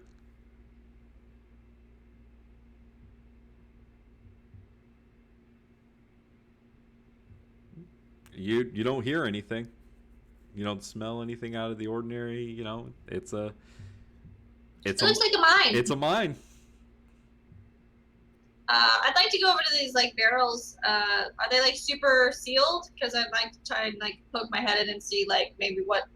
I don't know if these are supplies for the workers, like food rations, or if they're things that are coming out of the mine. I don't know if we've ever talked about what they mined in here. Is it a gold mine? It's a gold mine. It's a gold mine. Okay, cool. But yeah, this are shovels, picks, ropes, you know, other pieces of like steel and other things like that. There's some gunpowder in here, some dynamite, you know, that kind of stuff.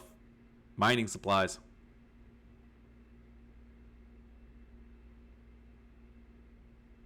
What do you think it is they found in here, Scratch?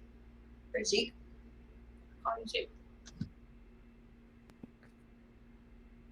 I don't know what they would have found in here, but if they're mining, it's probably gold. He said he's gonna change the town, though. She's gonna walk over to this ladder. I guess it goes down. It goes down. Yep. Yeah, she'll kind of look down the cliff and.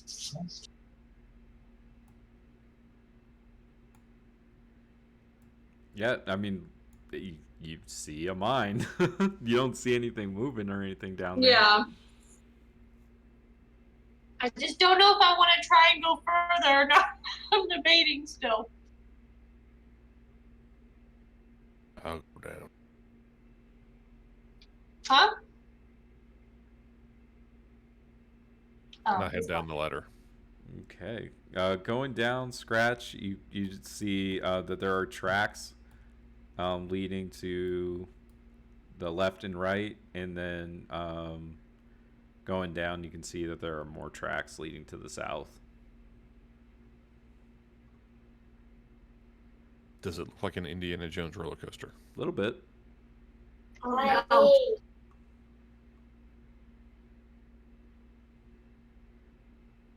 Okay, I'm gonna go take a look and see if there's anything that would indicate what they're mining. Yeah, I mean, moving here, you can see a little bit. See, this is where dynamic lighting would be cool. Like you can see a little bit deeper into the mine. Hold on. I think there we go. That should be along your line of vision there, and you can hear the sound of rushing water.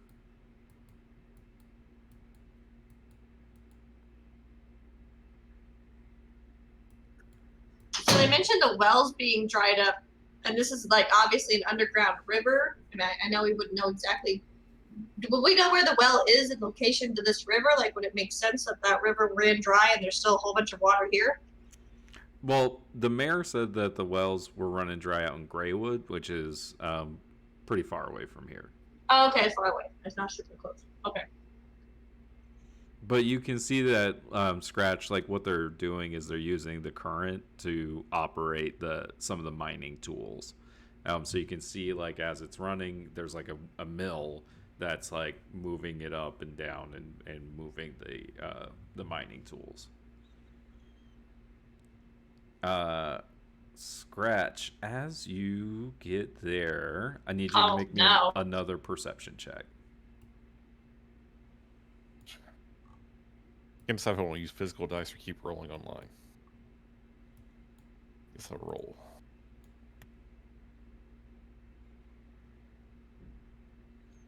Uh, 15. You hear the sounds of like chittering and what sounds like something that's eating metal off to your left. Yeah, signal back to Fox and tell her to just stay back. And we did complete a long rest, right? Yeah. Okay.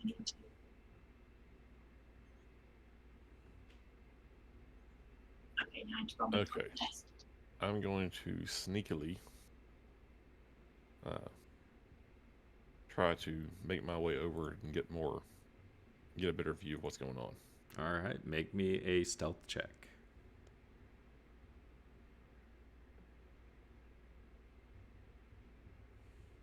And you have That is 16. Do you have disadvantage because of your armor? I have advantage because of my armor. Oh, okay. Oh no, Scratch. Oh no, don't say that. So, Scratch, as you kind of make your way up to like this corner to like look around, you see, is your armor, is it made of iron? No, it's leather armor. Do you have any iron weapons on you? Oh, you have your guns. Yes, you do. Yeah, I've got my guns. You see this monstrous head whip around, and its antenna are twitching, and you can see that its like antenna are pointing right at you, and you can see this monstrous. Make me an Arcana check. Oh God! I love this monster. Oh God! Run, Zeke, run! About 14.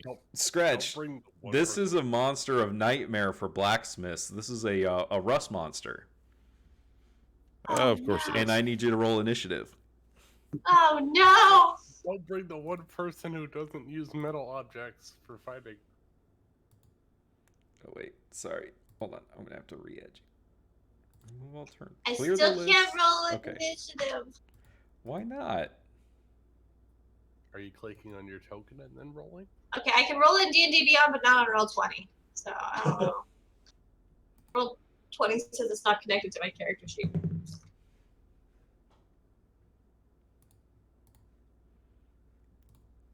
Looks like it went through. Yeah, I see. Yeah, it. on D&D Beyond it lets me, but I tried to roll it twice on Roll20 and it didn't let me. So I don't know. Well, Fox, you are up first. As you see, Scratch kind of stops dead in his tracks as he sees something up ahead of you. What is it? What'd you find? Monsters. And her face just kind of like drops. Like, is he being serious? Oh, hold on, I'm reading spells.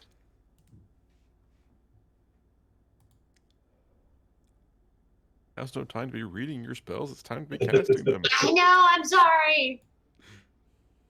I'm gonna cast Mage Armor on myself. Ben, you picked the wrong partner. Hey, hey, okay, I'm a great partner. I make his rolls awesome to save me. All right, so Fox casts Mage Armor on herself. What does it look like when Fox casts this spell?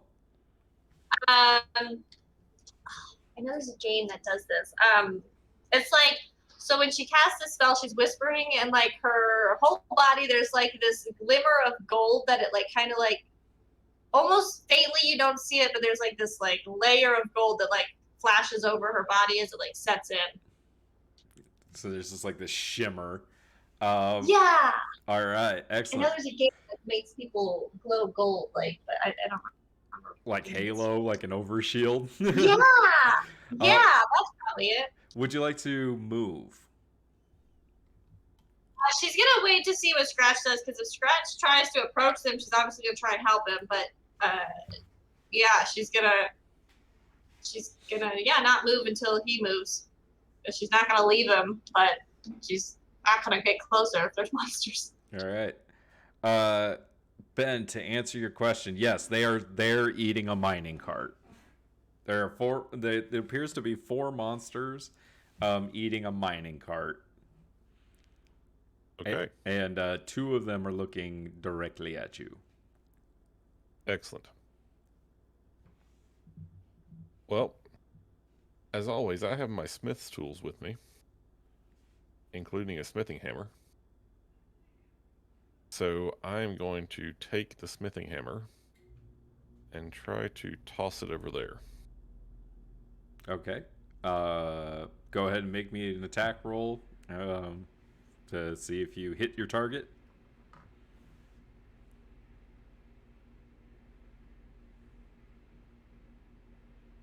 Let's find a ranged attack. There we go.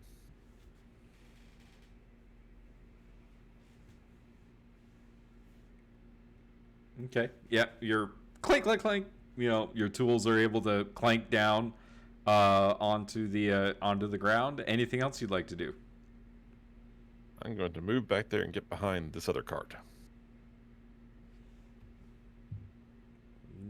Okay.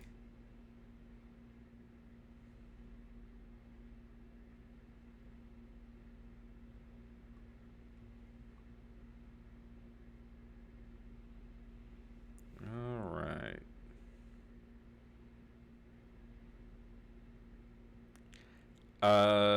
You see, as you offer up more metal and begin to wander away, this one like kind of goes over and begins devouring your tools.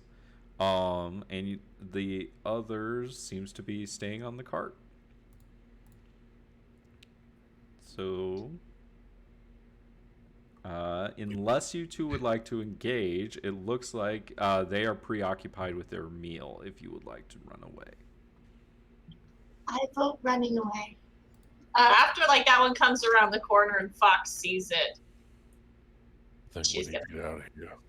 yeah, she's gonna like not say anything, but she's gonna point to the ladder and turn and go. All right, and Scratch and Fox are able to exit the mines safely. God, I knew that there'd be something in there. I just didn't know what, and my curiosity needed to know. So that was what we did with our day, guys. That was fun. So while Scratch and Fox are investigating the mine, is there anything else anyone else would like to do? Rebecca, whenever she can, if she's wandering around town or in the saloon, would every passersby, and she does this a lot, she would like to describe the woman that she had an inkling of an idea that she might have known to the patrons or to the other city goers and asking them, does that look familiar? Woman, braids and everything, darker complexion, kind of has like a mean old glare. Know anything about that? So she'll go around asking strangers if they know. And, yeah. Okay. And- Roll me a D100. Roll me a percentile. All right. 72. Okay. Nobody you talk to seems to know who you're talking about. Are they annoyed? Let's see. No, they're not annoyed. They understand. You're part of the community. Like they talk. They're used to talking to you. Oh, that's... Crazy Rebecca. Like. Well, dang it. Well, that's what she's going to do. All right. Is there anything else anyone would like to do before the mayor's funeral? Valorant's gonna swing by the sheriff's office to get deputized officially. Yes. Dang, Valron is just moving up in this world. As you're like on your way, Mr. Hart does stop you, and because you kind of talked with him about it, and he's gonna ask you if like this means that you're gonna stop helping at the ranch. For the foreseeable future, my work days might be otherwise preoccupied. If you wouldn't mind finding some temporary assistance about the place. Unfortunately, it seems as though the fates have larger plans. And with that, he would ask Blythe if he still wants to work on the ranch.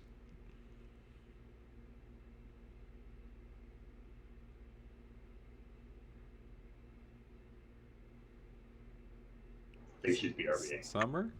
Did she BRB? Oh, she did. Okay. Yeah, she did. Well, we'll ask her that question when she gets back. Valorant, you walk into the police station, and the sheriff is still moving like very slowly, and he kind of motions you over to his desk, like he doesn't even get up, and he shakes your hand and says, please sit down.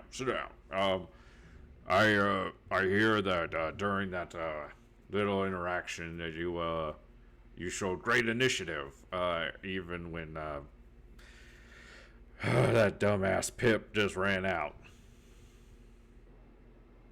Well, I see it. You did me a solid setting me up at the Hart's Ranch when I rolled into town. Just repaying the favors, all. I appreciate that. I do. Well, I think you have proven yourself very, I wasn't sure if I could trust you when I first met you. You seemed like I don't know, like, you were keeping a lot of yourself to yourself. Yeah, you know what I mean. But He just kind of points at his own horns, but doesn't say anything. I get it. But I think you've proven yourself a trustworthy member of this year community. So, and he shoves the like little star where it says deputy across over to you, and he says, "I'm hereby offering you a chance to be a deputy of this here town." Is it too soon to ask for a favor as your newest deputy? Ask away.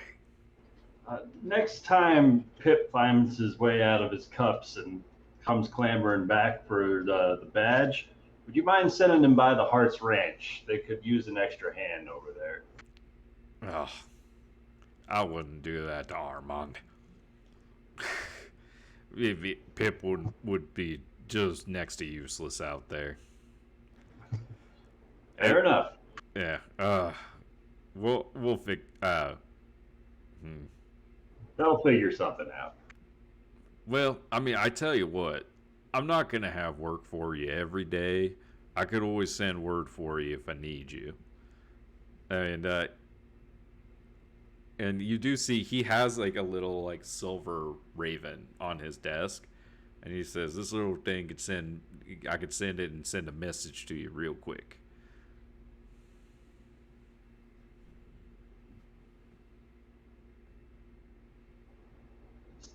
Take a curious look at it. Ryan sure knows what it is, but Valorant probably doesn't. Maybe, I don't know. Make me an Arcana check. 11? I mean, you've heard of like messenger birds, like these like it's like a magical item that like can send a message. All right. Never been on the receiving end of one of these things. You're sure it'll be able to find me? I'm sure. Yeah, as long as you're with, I mean, the Hart Ranch isn't too far out of town, so I'm sure. Well, seeing as how, things almost went south pretty quickly there. Yeah, I still don't know how we're gonna handle this whole situation. I'd love to be able to say that we could bring that man to justice, but seeing as what he did and what he can do, I don't know if I could get enough people round up to bring him in. I heard mention that he was poking about the theater with some of the folk there, trying to buy the place out. The Black Rider was trying to buy something? Mr. Sir. Oh. We think the Black Rider is in Mr. Sir's employ. Not too sure what he's planning at, but thinking maybe if he was poking around town, there might be some others worth inquiring with. Well, Mr. Sir got quite a few hired gun out there at his ranch, so again, I don't know if we could rustle up the manpower for this particular judgment. Yeah. I mean, maybe if we got the military involved, but that would take forever if they do it at all. I could make best. Oh, go ahead. Best we stay smart about this, bide our time and wait for an opportunity to present itself, rather than trying to face this head on. That was my thinking as well. For now, I think we need to lay the mayor to rest and then elect a new mayor. Don't suppose I could throw in my own 2 cents for that as well. Which is... That's just like clearly joking. Oh, you're making a joke. I'm gonna like having you around here. All right. And is Summer back? Oh, Summer is back. Hey, I Summer. am back. Sorry, I was grabbing food real quick. Valorant was just deputized. Mr. Hart asked you if you were planning on still sticking around the ranch and coming out to help. I mean, yeah. If he needs the help, He Life will does. help. Mm-hmm. If Valorant's gonna go be a deputy, he definitely needs the help. Yeah, Life will lend a hand over at the ranch. You know, that's what he's good at that shit. All right, perfect. So, is there anything else anyone would like to do before the funeral?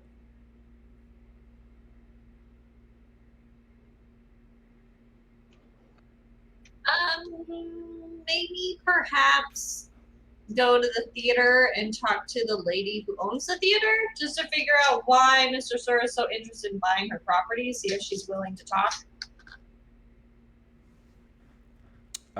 Sure. So, let me...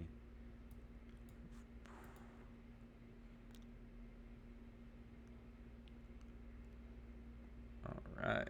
So, Rebecca and Roger, one of the days you two are working in the theater, and Fox and...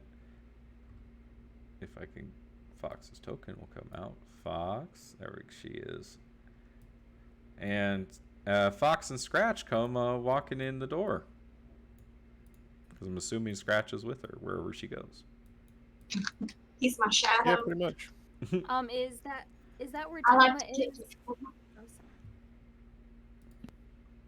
sorry. Alma Telma, she's actually hanging out in the bar with the two of you. She's just working on some paperwork when Scratch and Fox walk in, and you see Alma Telma stands pretty tall. She's like 5'10", and she has this dark red hair. And this outrageous outfit that allows her to... Hello. What? I love it. Yep. And that's and then you see Rebecca is behind the bar, cleaning glasses, and Roger is working up on the stage, working on some of the background. He's got some paints out, and he's like painting a background. If Rebecca sees the two of them enter before Alma Telma, she would kind of like to get her attention. Go, see, those are the people I told you about. Fox and Scratch, real nice people I told you about. She'll put her papers down, and she'll greet you as you come in. She'll say, "Welcome, friends of Rebecca and Roger. Is your name actually Fox?" It is. She called me Fox for a while, but I think she's got it straightened out. As you say that, you see there's this look on her face. She's like, Rebecca remembered somebody. Look at her. Yeah, and I was actually the one that picked her up in the middle of the desert a few months back, I guess. Funny running into her again. Oh, the fortune teller. She told me about you when she first came, and then kind of never mentioned you again. I kind of forgot. It's okay. It's okay, darling. You look great. Thank you. How can I be of service to you? I'm not gonna lie here. I don't really know if I'm just grasping at straws here. It's just with everything that happened, I'm sure Rebecca told you all the details. If not, Roger, she'll usher over, probably filled you in. Yes, I'm aware. And I just heard that Mr. Sir came knocking around here wanting to buy your property. I was just kind of curious if you know why this place would be of any importance to him. Well, it is, as you can see, the nicest business in town. But as to why, I am not entirely sure. I know that he has a strong interest in many of the businesses in town. I assume he would like to own the town, basically, is my guess. Yeah, this is the stepping stones. I just wasn't sure if there was some weird history or, ancient Indian burial ground spooky stuff that happens around here. Not that I'm aware of, my dear. I built this place with my own two hands, so unless there was something buried You'll see Fox underneath that I was not aware of. Fox is visibly impressed by when she says she built it, on her own, because this place is freaking amazing. I have a wagon. I've seen it. It is quite a lovely wagon. Yeah. Well, I figured I was grasping at straws here. I just was wondering he seemed like the kind of person who just likes to own everything. Just weird that he's got such a hold on this little town here, But I didn't have to. Rich men try to impose themselves on anyone that they can. That is the truest thing I've heard in a while. How long has he been around? Oh, he came to this area about the same time that the good old Longhorn Jack did. I know that he's had his ranch established for a while. He has the backing of the dragon marked houses, so it does make it easy on him. Dragon marked houses? Yeah, the noble families from the kingdom. I believe he's a member of, and she's like snapping her fingers trying to remember what house he's a member of. And that Mr. Sir? Yeah, Mr. Sir. Yeah, he's a member of House Orion.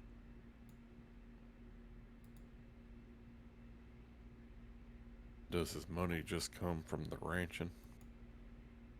And from his house, I presume. They do fund projects, though. No telling what other than the cattle ranching and other things that nature.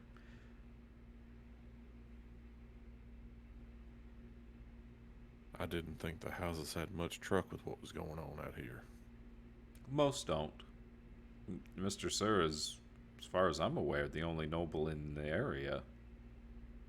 I don't know anyone else that's part of the Dragon Marked house in these parts.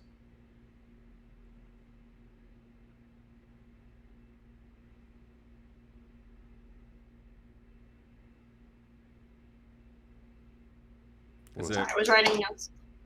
Is there something in particular that I can help you with? Oh, well, if your bar's open, I'd go for a drink right about now. Absolutely. Tell Rebecca what you'd like. She always could use the practice. Well, Rebecca, whip me up your favorite, your special. Right, Whatever you're. Right.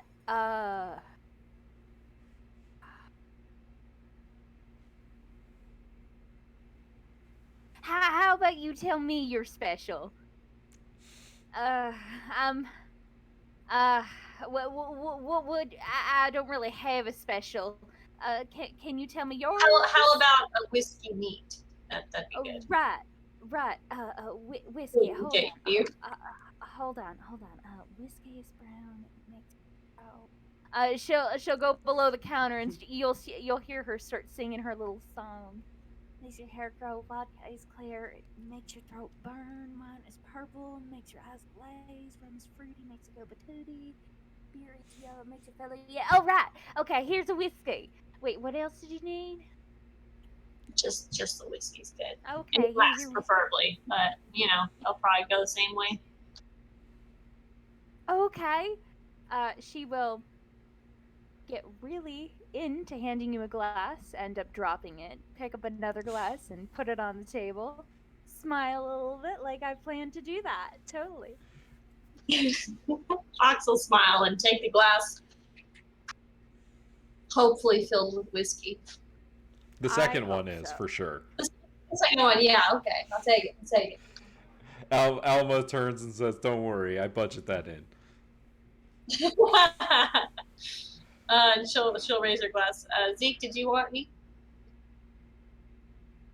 I reckon I'll have what you'll have. Perfect. One for each of us, darling. And you all share a drink.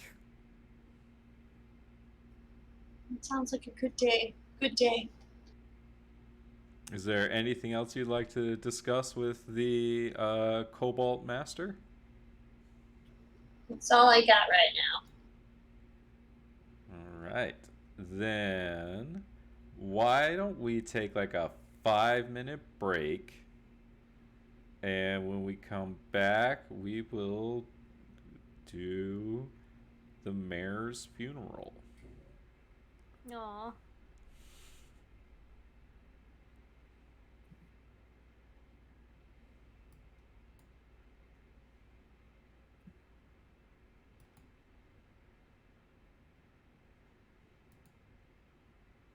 He's the mayor.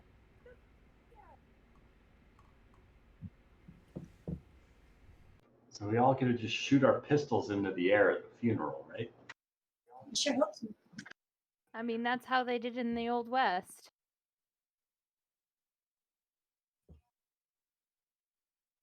It'd be rude not to. Yeah.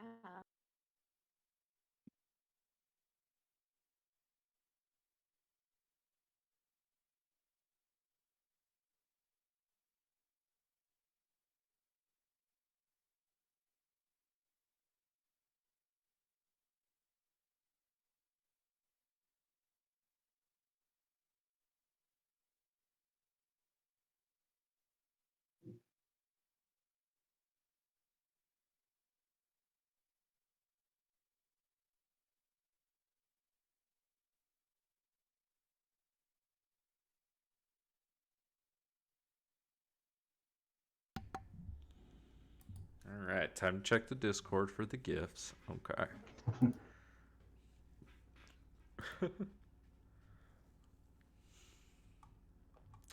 I was really disappointed you guys didn't want to fight the rust monsters. That made me sad. There were rust monsters? In the mine? Yeah. Scratch and Scratch and Fox went to the mine to investigate, and they saw rust monsters, but they ran away from Oh, how them. fun. I bet that's a surefire way to get tetanus. Definitely. And to have your, like, you know, items eaten.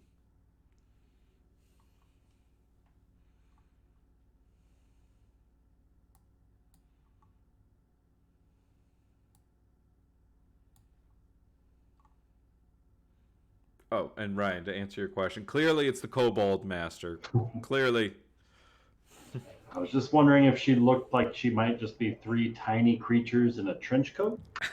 Almost, right? It's in front of our face the whole time. Right?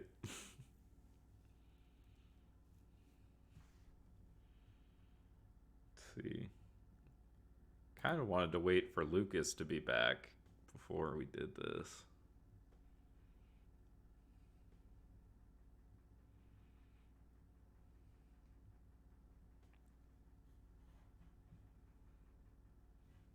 I see no problem here. Having fun so far? Yes. It's awesome. Real fun time.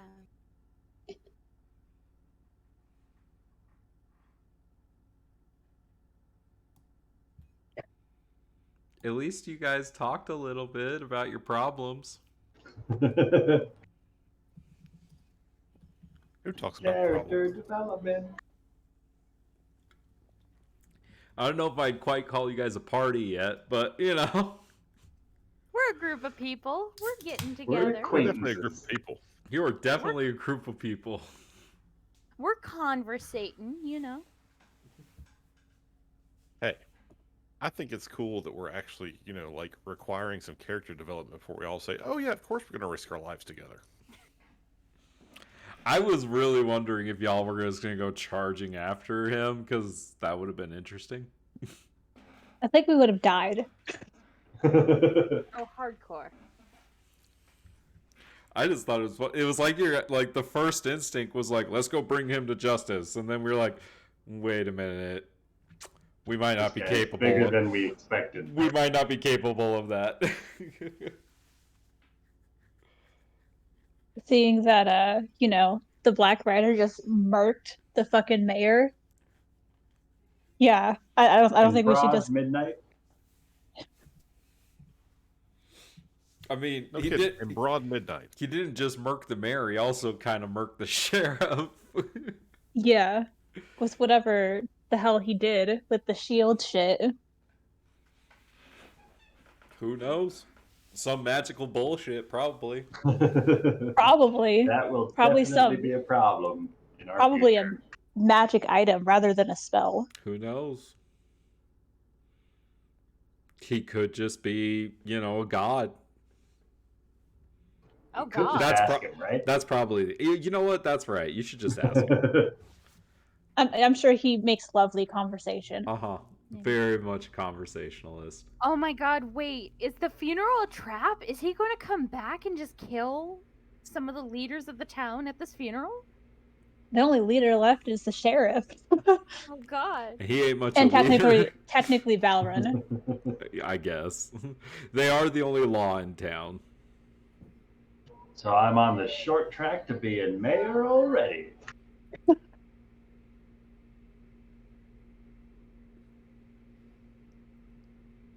This whole campaign is a non-combat campaign.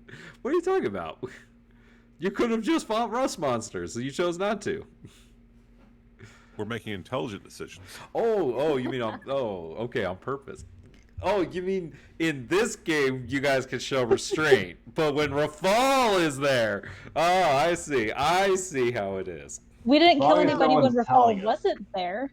Yeah, exactly. We didn't kill actually- anybody. Hey, but you almost killed people?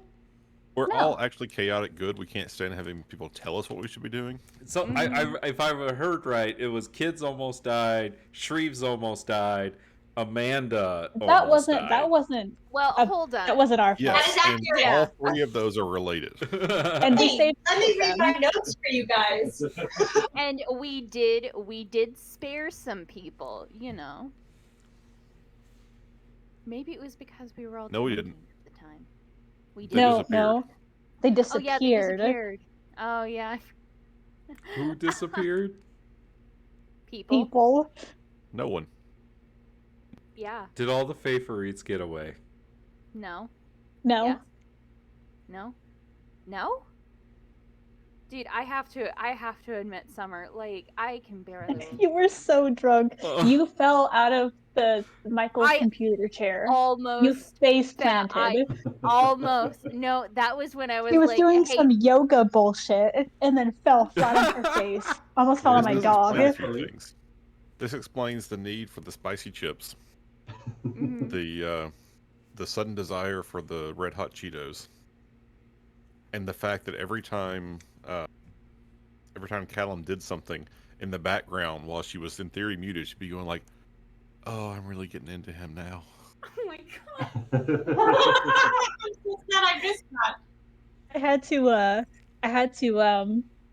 my mic is really sensitive, so I had to mute myself whenever she would talk because she'd think that she was talking quietly, but she wasn't. I'm sorry. I'm so thought it was sad that there's no VOD of this. Oh, that's the worst. Speaking And of if you look at VODs, this, Steven, you'll be able to look at my really intricate note-taking skills I took. I can read Callum, That's all I can read. Requisitor coming to, and right? I think, wait, you can read this? I can read some of the words. That is not just I see scribbles? Callum in the Callum, top. Dilemma, Anna with rum. I can see Mike Requisitors coming to without- Arboretum. I can read that very Yeah, clearly. Requisitors coming to Arboretum. Something Team, but return. I hope you guys can understand them because I sure can't. anticipate, Anticipate. Right. I think that says right. That might be Light. right or right. Misthaven. I see Mist Nice. Haven. Ryan, Yeah. can you make heads or tails of this? I also see You're when. already reading out more than I can. My dad had his handwriting, so I've learned how to read chicken scratch. That's literal No, scribbles. I will say, even though I wasn't conscious, my body was still actively trying. I see eye a few times. Yeah. Or I no, do. once. Hold on, let me open this for the stream. Oh, This is what we're talking about right now. These are Amanda's notes from last week. As you can see, riveting. Lucas, are you back? I am an excellent note taker, guys. Well, I guess. what I understand, you have one of the most lore-heavy player characters, but these are your notes when you're drunk. I knew that notes needed to be taken, so you know. I mean, Yeah. there was an attempt, and I mean, 100%. There was, and it's a valiant attempt. I do think that, like, we've memorized most of the lore that we need to memorize for Nari's character. Like, we have that stuff on lock. We're like, nope, nuh-uh. It's this. Oh, man. Anyways, let's get back to this campaign, shall we? Let's attend a funeral. Let's attend a Let's funeral. Yee and ha. So the morning of the 5th of Zarentir is the funeral of Mayor Longhorn Jack. And let me take you guys over here.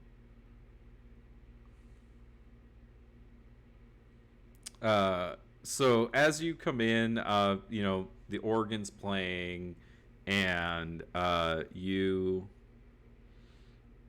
and you see a lot of people that you know from the town are here. There are some people that you don't know that are here, and maybe some people that you recognize. I don't know. Wait, that guy, he's from the picture.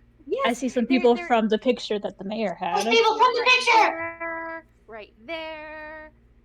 Right there. Oh my They god. get here, so Right there's so many. here. I saw that guy Right first, and then there. there's.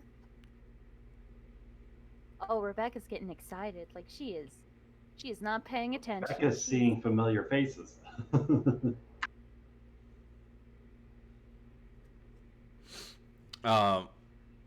Sorry, Nexus. Up in front of so basically what happens during a funeral for the sovereign host is they're very somber events. So everyone's pretty quiet and you know, paying their respects, and there is like a funeral procession to the church, and then everyone is and then like the local custom is that, you know, people offer prayers and other things like that. And so the priest introduces himself. This is Josiah the Warforged, and he is the priest of the sovereign host here in town. And he offers a few prayers, and he, you know, talks about how Longhorn Jack touched the lives of so many people, and talked about all the good that he did in the community, and, you know, building up of the community, and how he invested a lot of his money into things like the school and the church, and he brought the different businesses to town, and he invites people up to, you know, share stories of the mayor, and various townsfolk come up and share how the mayor helped them in their lives. And near the kind of the end of the ceremony, Josiah says that it is traditional to bury a a sacrifice with the deceased in hopes that the item will distract the greedy keeper and allow the soul to slip past to Dulra. And so he says, in his kind of preacher voice. I guess I could have been doing this the whole time, but he's like, is there anyone that will bring up something that will distract the keeper, that will allow our great mayor to slip past his greedy eyes to Dolora? And as he says this, in from the back of the church enters a young man, young-ish man, and he is wearing Duncan? Who's Duncan? He's wearing a white cowboy hat, glasses, and he has a braided beard, and he has his guns are kind of shoved into this like armor that he wears that is this like pauldron and everything strapped across his chest. He has these feathers tied into his hair and his dreadlocks, and as he enters, you hear some of the townsfolk whispering the name Maverick. He comes in and he takes the water and he does the rite of the sovereign host, and he doesn't say anything as he walks up the center of the church, and Josiah kind of stopped talking, and there's just all eyes on Maverick as he just walks up beside the coffin, and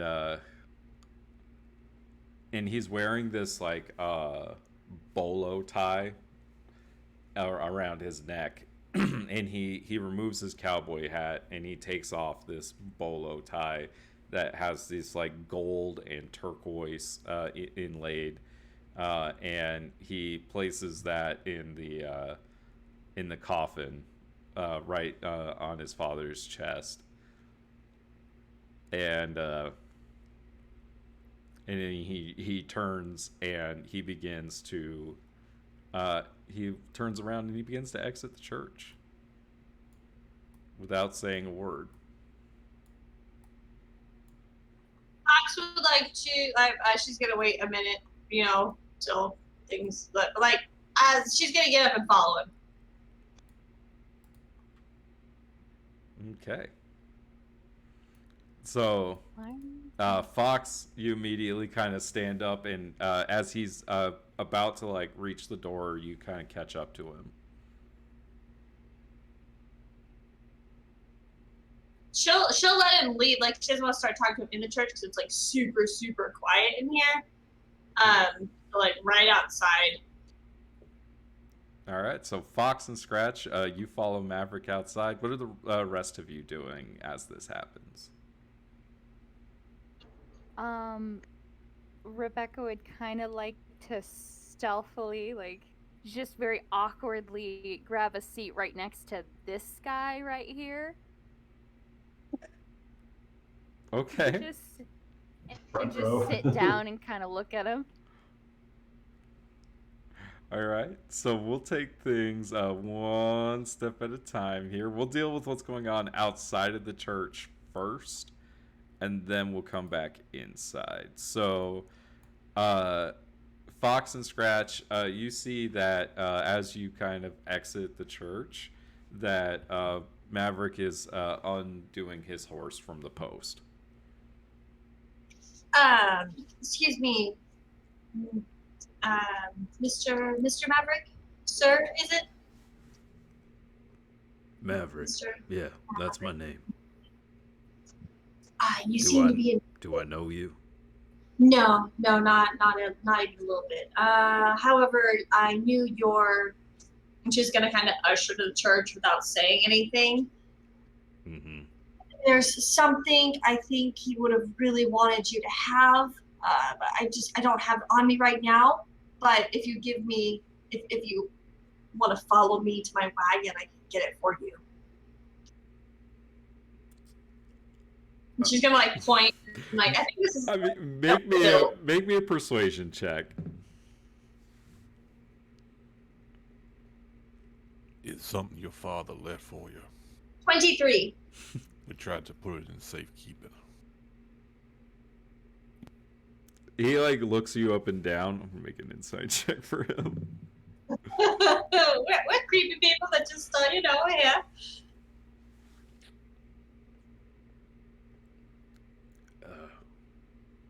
Yeah, where are we going? And the church is right next to like the cemetery, right? Yeah, they're not very far away from each other. So she's just gonna like point, and like you see this wagon on top of the hill. Oh, all right. And he like undoes his horse and so did you I'm sorry, I didn't catch your name. Yeah, you can call me Fox in this here scratch. All right. And had you know my pops? If we're gonna be frank, I only met him 4 days ago. So no, I didn't know him well at all. I'm really sorry for your loss. Yeah. She's just gonna kind of like fiddle with her hands a little bit. Do you know what happened? She's gonna nod. Yeah, no, I was right there. We were so we were in his house. She's gonna kind of look to him and be like, it's gonna, so he invited us over, and we were, me and Scratch and a couple others, we were all talking about things that had happened at the festival, the Harvest Festival. It was really, really weird things. There's some very lively vegetables around here. We went to leave, and he opened the door for us, and the Black Rider she's gonna like do like a finger gun. And there was that was it. I mean, there was nothing. We tried, and it was done. But I think he knew, because when we were talking with him, he grabbed this item and he put it in his pocket. And after he died, I got it off of him. I thought it could be really important, and it was addressed to you. And we were just trying to figure out how to find you, but here you are. So we just thought, Yeah, here I am. How serendipitous. Yeah. So you come through here often? No, I left town. Oh, but must have been 5 years ago, 4 years ago. Oh, I lose track. But got word of my pop's passing, and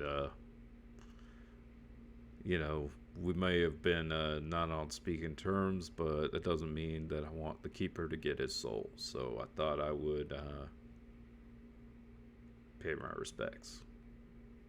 Yeah, that was really, really good of you to do. I'm sure he's going to be able to cross that path much easier now. So you make your way over to your cart. Doesn't take very long. She'll get in there and start rummaging around and moving her mess around, and grab the letter with the picture along with the deed, put them all together and put them back in the envelope and close it up and come out. This is what it was. I think he would have wanted you to have it. It seemed important. It's opened. She's gonna No, just kidding. Shrug and hand it to him. yeah, it's open. Yeah, I read it. He opens it up and kind of takes a look at everything, and he reads the letter, and you do see this kind of like his face is very stoic. It doesn't give away much. Resting bitch face. But you do see like as like he nears like the end of the letter, you do see that his eyes are misting up a little bit. And he kind of just like wipes like his eyes with a handkerchief and says, oh, damn dust in this town. Very dusty. Okay. So what he wants... He's just like, it's almost like he's like stopped like talking to you, and he's almost like talking to this letter, right? Yeah. And he's like, so what do you want me to do? Run the mine? And then he... Just so you know, there's rust monsters in there. It's very dangerous. What? You were poking around the mine? Why? It seemed the reason he died could have had to do with the mine. He said that they found something in there that could change the town forever, and then after that he was killed. So I assume there might be something of importance in there. And she's gonna shrug, like when you say that, it makes like a lot of sense to him. You can see he's kind of like nodding along with you, and he folds like the letter up and the deed and slips it in his jacket pocket, and then he's just kind of staring at this picture for a little while. I don't know if you've noticed, but I recognized, and she's gonna kind of point to the picture and point to the church. I don't know who they were, but a lot of them seemed to come and to show their respects as you did. So she's gonna shrug again. Like, I don't know what to say in this situation. Here's a dad's mail. Yeah, he so like he you know, he's just kind of, he's very grateful to you that you gave this to him, and he points at the elven woman, and he says, well, that is the woman I knew as Julia, my mother, apparently also known as Adeline Lightleaf. News to me. Sorry, I am putting her name in here now.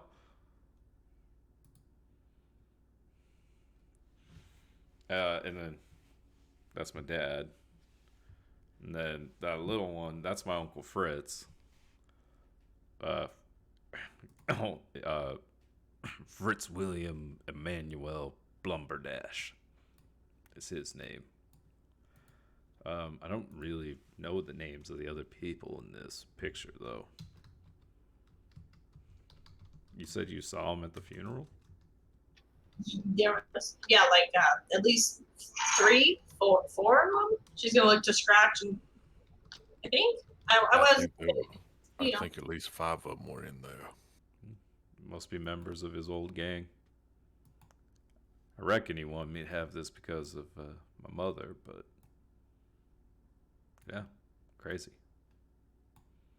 Wonder if they know where she is. And with that, we're going to flash back over to the church. And Rebecca, can I retcon and go towards the orcs instead? Sure, you can do whatever you like. So, you said you were trying to be quiet about this, so make me a stealth check, please. Okay. Okay. Oh, I have a 4. I'm good. So you know, you get up and you like knock the pew in front of you, and then you like knock the pew you're getting out of.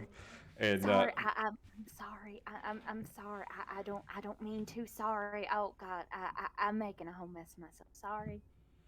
And you walk up to these two pretty finely dressed orcs. Evening, gentlemen. How y'all doing today? You see one of them as like one of them speaks, the other one also like kind of finishes their sentence. And so the first one, the one in the gold, he says hello, and then the one in the blue says we're doing good. Oh, that's nice. How do you know the mayor up there? You see the guy in the blue says we go back, and the guy in the gold says way back. Ah, yeah. Well, I just came back here because I found one of an old picture of him with you two in it, and well, there's a woman in there that I sort of remember. I don't have my memory. I only remember like a couple months ago, but I'm really interested in who this woman was. Kind of like dark skin, red, like some braided hair, kind of has tattoos on her face. I think she was a human, you know. Just do you know what her name is? Do you know who I am? Oh, let me see if they know who you are. Oh my gosh. Both of them look at you and at the same time they say Cheyenne is the woman you're describing, and the one in the blue says don't know you, love, and then the guy in the gold says definitely not. All right, and all right. I see other members of. Do you know where Cheyenne is? How can I get a hold of her?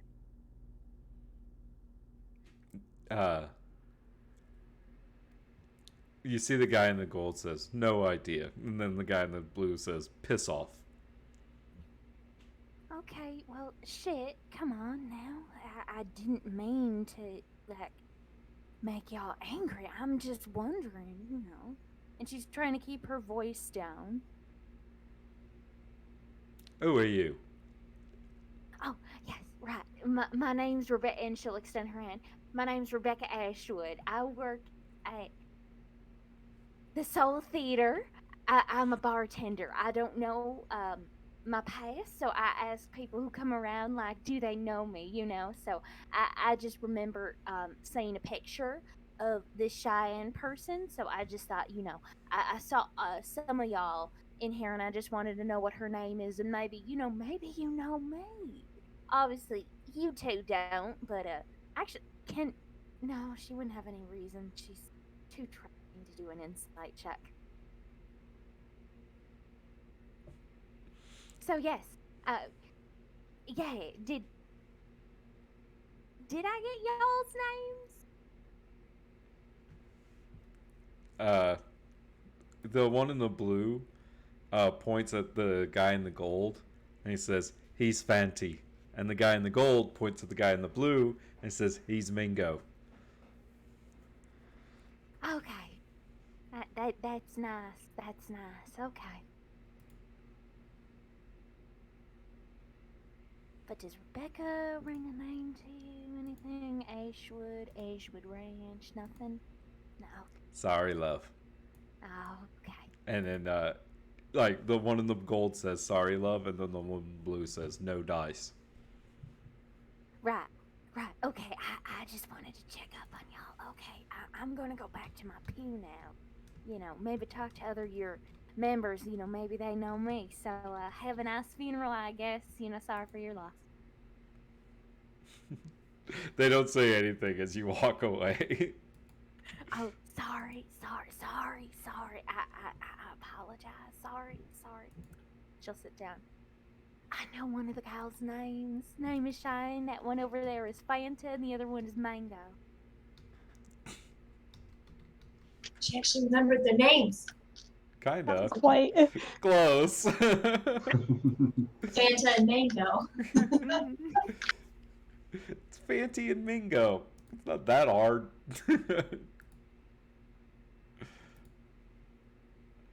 All right. Anything else anyone else in the church would like to do?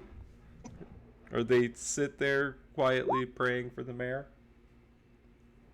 Enigma's going to make his way towards the back. If there's room on the bench beside the goblinoids, he'll try and squeeze in with them.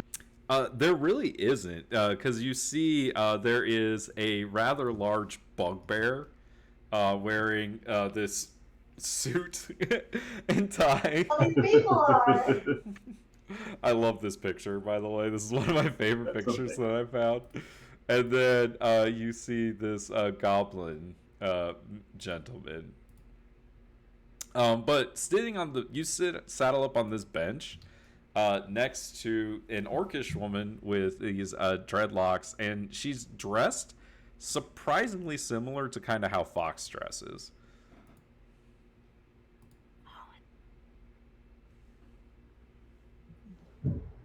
Sorry, you mind? Is the seat taken? Not at all. She like scoots over and like lets you sit down. Fine people tend to be a bit more comfortable at these things when us undesirables sit towards the rear. Out of sight. Very true. And unheard. He just kind of nods his head like he's getting the message.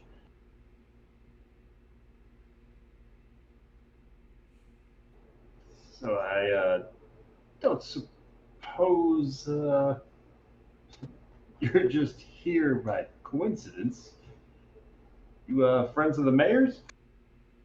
Are you like leaning forward trying to talk to the goblin and the bugbear? Trying to, yeah. Okay. Make me a persuasion check. You got it. Because you're trying to make light conversation at a wake.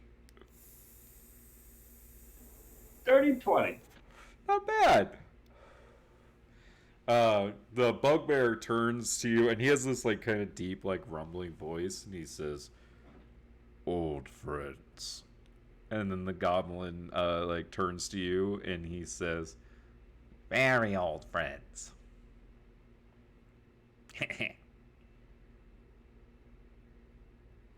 He is very old. The goblin is. That's why it's funny. Valron's gonna reach his hand across the bench. Well, it's a pleasure to meet some old acquaintances then. The name's Valron. Nice to meet you. Butkin. The goblin like shakes your hands, and he says, "Butkin." And this is my associate, Bear. Pleasure. Salutations to you both. And he's going to look over towards the half orc that he's seated next to and give her a nod as well. She ignores you at this point.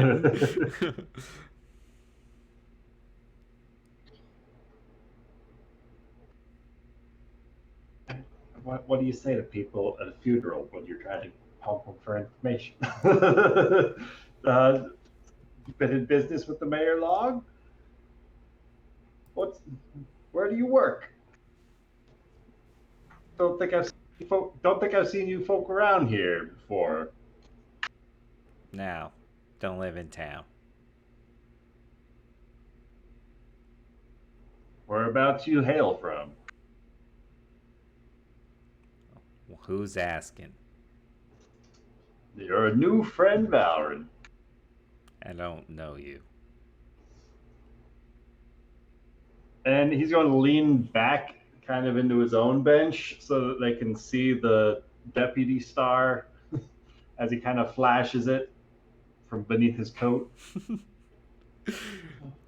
Reason I'm asking is just that there was some cause for suspicion surrounding the mayor's death is all.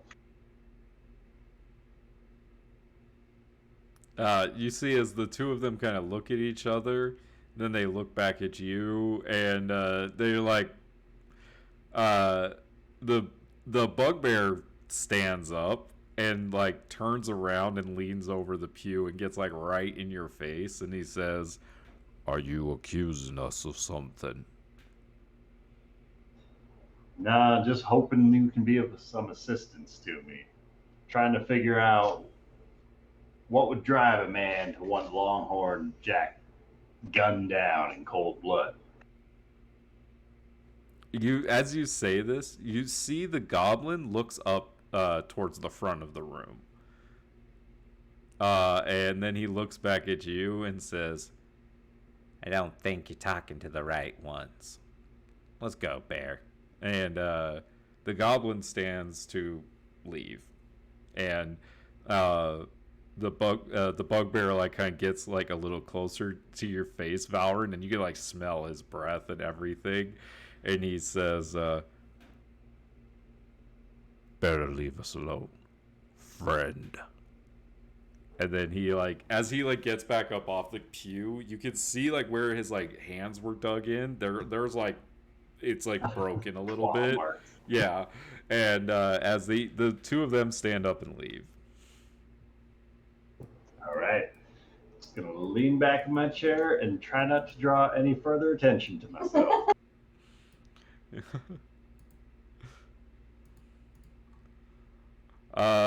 Is there anything else anyone would like to do?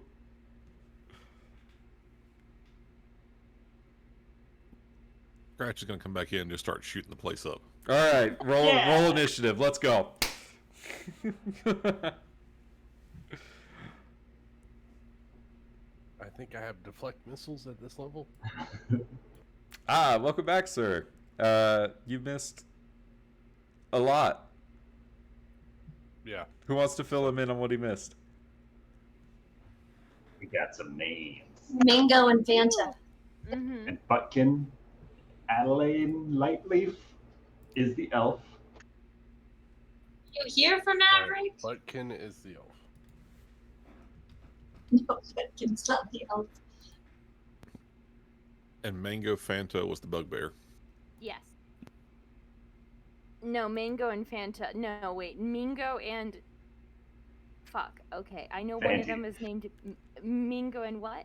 Fanty. Mingo and Fanty. Fanty. Mingo and Fanty are the orcs.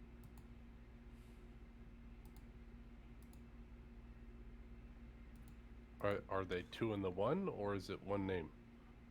One name Fanty for is in yellow, Mingo is in blue. A's Mingo.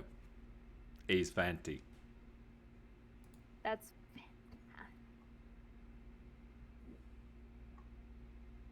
But yes, you find yourself at a wake. The priest, the Warforged Josiah, gave a lovely sermon, and then after that, Asked if anyone wanted to leave any offerings to help him with his casting.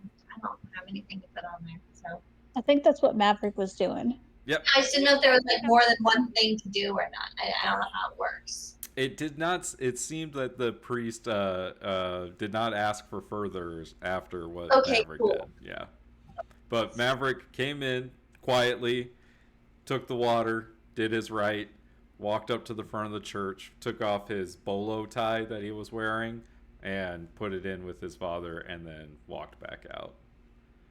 A priest, a warforged, and a bugbear walk into a funeral.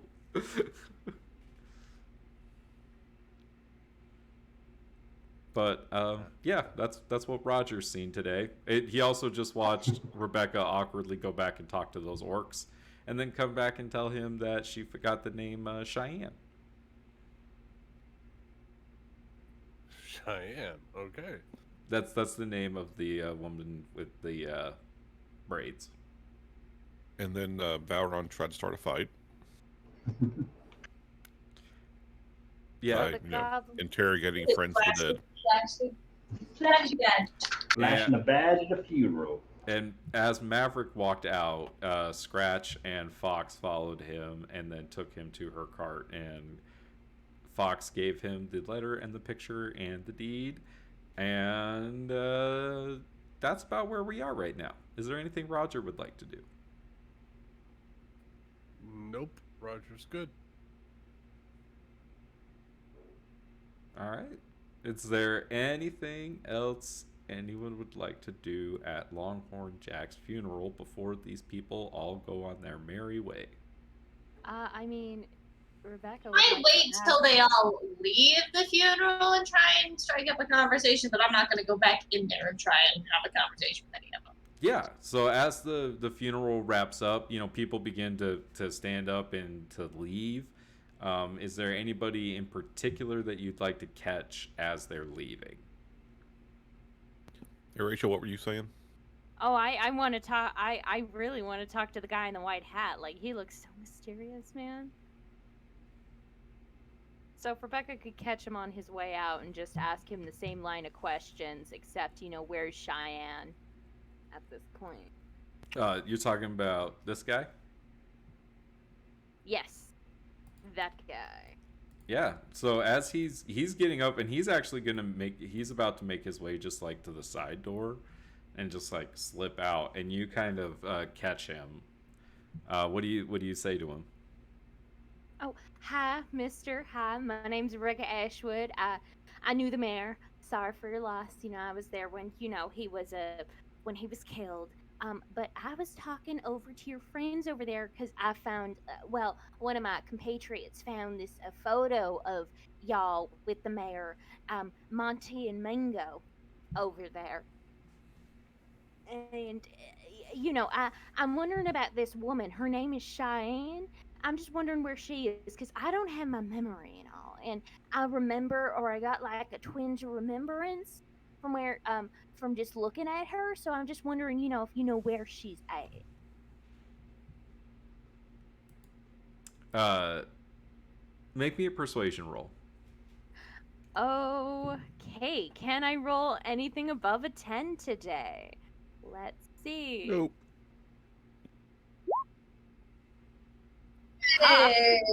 Hey. See, anti-jinx. He looks at you, and he like looks at he does something that's a little like weird to you, in that he doesn't look away from you when he speaks to you. Like, he's looking right in your eyes. You see that he's not bothered by your face, which is very strange for you. Like, usually, like, when somebody turns to, like, because you run up to tons of people, right? And when they turn around and see your face, they usually go, huh, something like that. This guy doesn't react like that at all to you. Like, he just turns, and you can see that he's just looking right into your eyes as you're speaking with him. And he says to you, and you could, like, when he responds, you can tell that, like, common is not the language that he speaks usually. And he says, Godscar Canyon. And then he walks out. Wait. I'm just wondering, friend, just real quick. Do you know who I am? Because you took a real long look at my face. So I'm just wondering, wait, hold on. As like he's like about to leave, like you just hear, no. And then the door closes. But, okay. That's fine. As you like go to like look back, you like open the doors to like go chase after him, and he's gone. You just see like there's like a swirl of sand. I forgot his name. Ah, damn it. Well, Godscar Canyon, that's where she's at. I'm happy. She'll sadly walk back to the pew and just slump on over, or just slump down on the pews. Oh, Godscar Canyon, I'm sorry. He has an accent. It's okay. I just wanted to make sure that I was giving good information.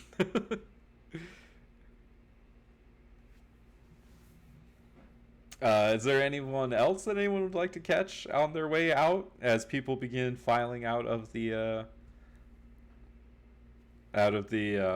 funeral?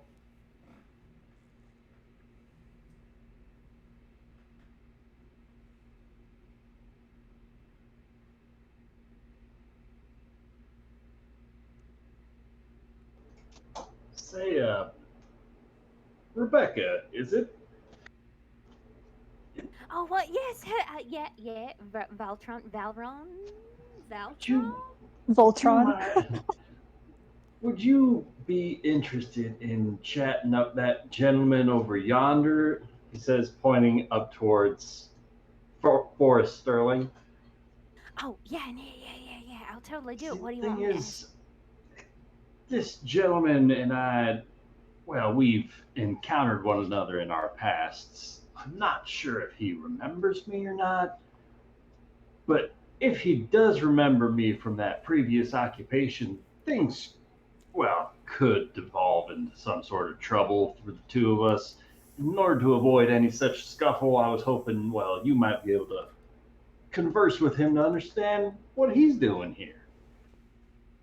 Oh, right. Yeah, no. Yeah, totally. I could do that. I mean, he's on the photo, and like one of his friends just left, and that was a disappointment. But maybe he knows. Yeah, I'll totally do it. Much obliged. I'm trying to avoid causing another scene at this funeral. I don't know. You didn't make that much of a scene. It was more like, well, no, it was kind of a scene. Anyway, Robert, wanna come join me? Come on, let's talk to this little fella. I'm sorry. Well, come on, let's go talk to that man over there. And she'll grab Roger and drag him over to this man over here and start converse. All right. So this guy is he's like standing there talking to bats as you come up, and he is a scary looking dude. Like he does like as Rebecca approaches him, like she's normally happy, cheerful, and very rarely scared of people. But this guy puts off like a scary vibe. Oh no. Like a dangerous kind of a vibe. What do you say as you approach him? Hi, my name is Rebecca Ashwood. I don't know my memory and everything, and I'm a bit scared right now because you kind of give off like really weird, scary vibes right now. But I just wanted to come over here and talk with you. I just want to make a little bit of conversation because the funeral is very, like very very sad. So I just wanted to check in. And my good friend over there, like I think his name is Voltron, he just wanted me to understand where you're coming from. I just don't want to make that much of a big scene. And again, you're very tall and you're very scary, mister. And I'm kind of regretting, only bringing one person over here because I feel like you just punch someone and they just go down. And I just want to say that I don't want to make that much of a threat. Anyway, do you know me? Do you know Cheyenne? Apparently she's been at Scar Canyon. Anyway, what are you doing here? How are you doing?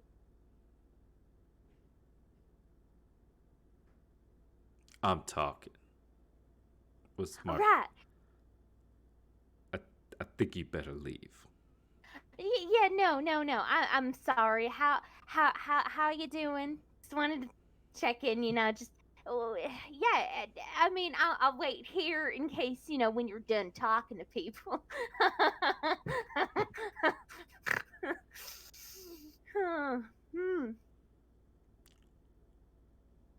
And she Is this a joke? No, it's not much of a joke. No, it's not. No, it's not.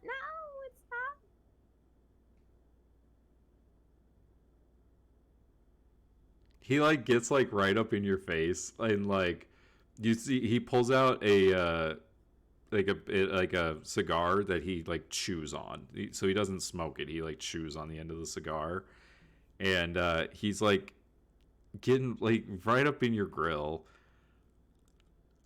and he starts answering your questions like all right in a row, the exact way you asked them, which was no, he doesn't know who you are. Yes, he knows Cheyenne. What was the next question that you asked him?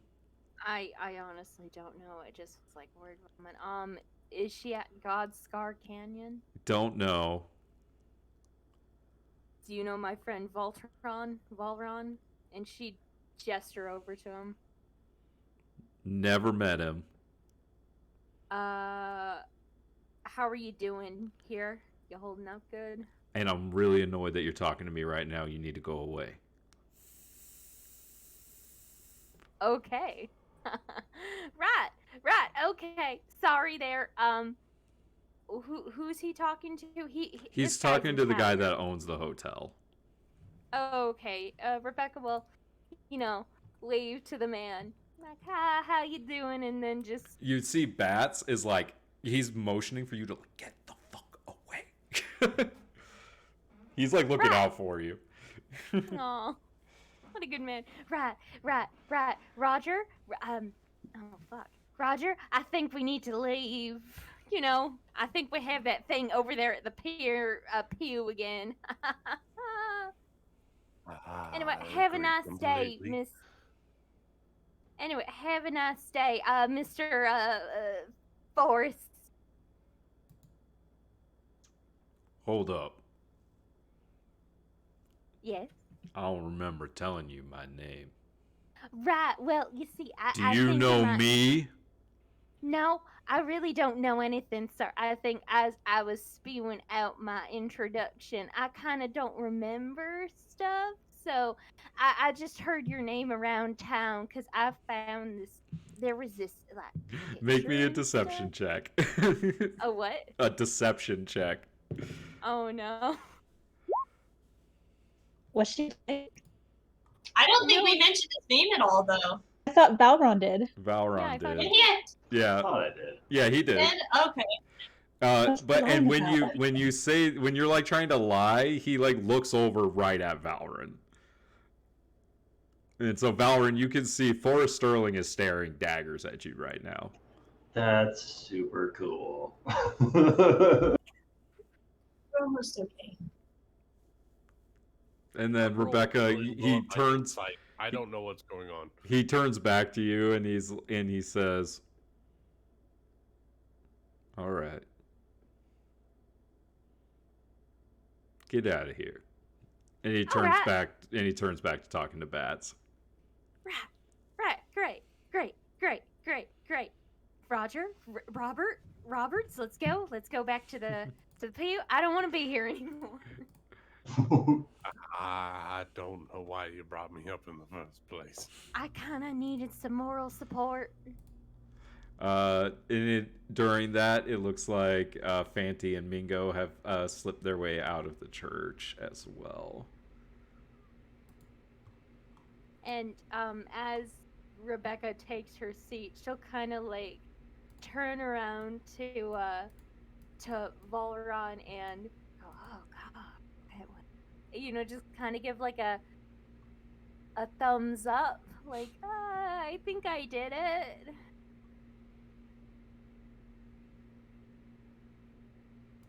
And He's just staring back at you. just sweating bullets. Like, why did you point at me all those times and draw his attention specifically to me? Straight to you.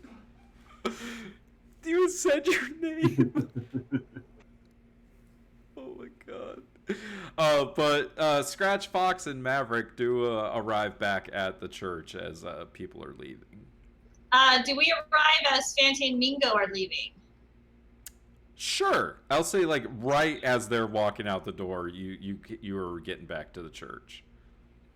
Okay, Fox is gonna do like this awkward, like, okay, but it was nice to meet you, Maverick. And kind of like this awkward wave, and then she's gonna kind of like point, like to the letter that I don't know if he put it away, but like kind of point to him, like ushering the letter, and then point to the like the orcs, and she's gonna walk over to them and try and start a conversation. How does she do that? Excuse, hi, yeah, hello, yes, you guys, hello, Fox here, this is Scratch, he's my friend, You see, you see that they do their whole, that's Fanti, that's Mingo. Pleasure to meet you, guys, this is, pleasure to meet you. So I was just wondering, we were in there for the funeral of Longhorn Jack, the mayor, and I was just, curious how you guys knew him. I was just kind of hoping to get some insight onto who he was a little bit more. I was there for the, and she's just like gonna do like the, slice of the neck, like, and then like a gunshot and a little bit awkward, like. and I just want to know what I can do to. I just want to understand what happened. He just seemed like a really likable guy. So for something so, to happen to him, you guys seem to. You're here, so I mean, obviously you guys came from somewhere to pay your respects. We go back. Way back.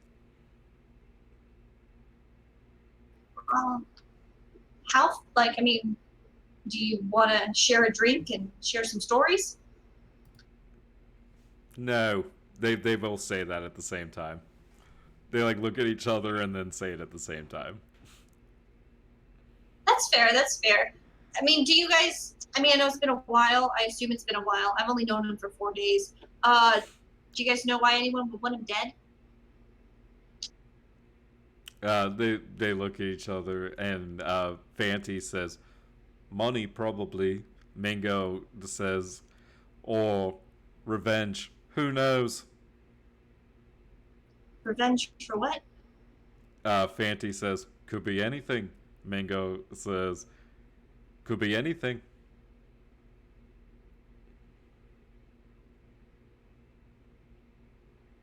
An insight check on them to see if they would maybe know more on the anything part, or if they're just like. I mean, yeah.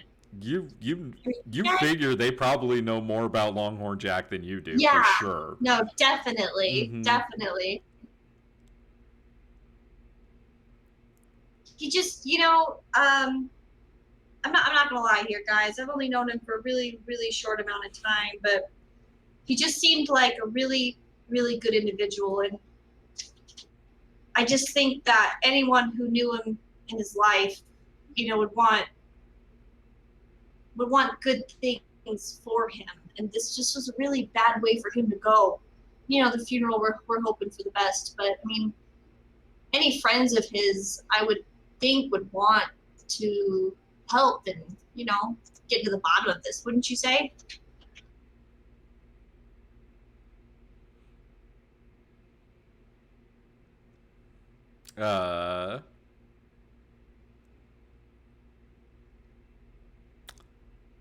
Make me a persuasion check. Okay, hold on. I have to find my character sheet.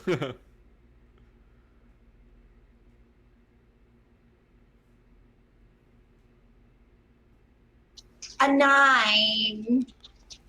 We're really bad at funerals. That's an understatement. They look at each other, and Fanti says, "Sorry, love." And Mingo says, "We're busy."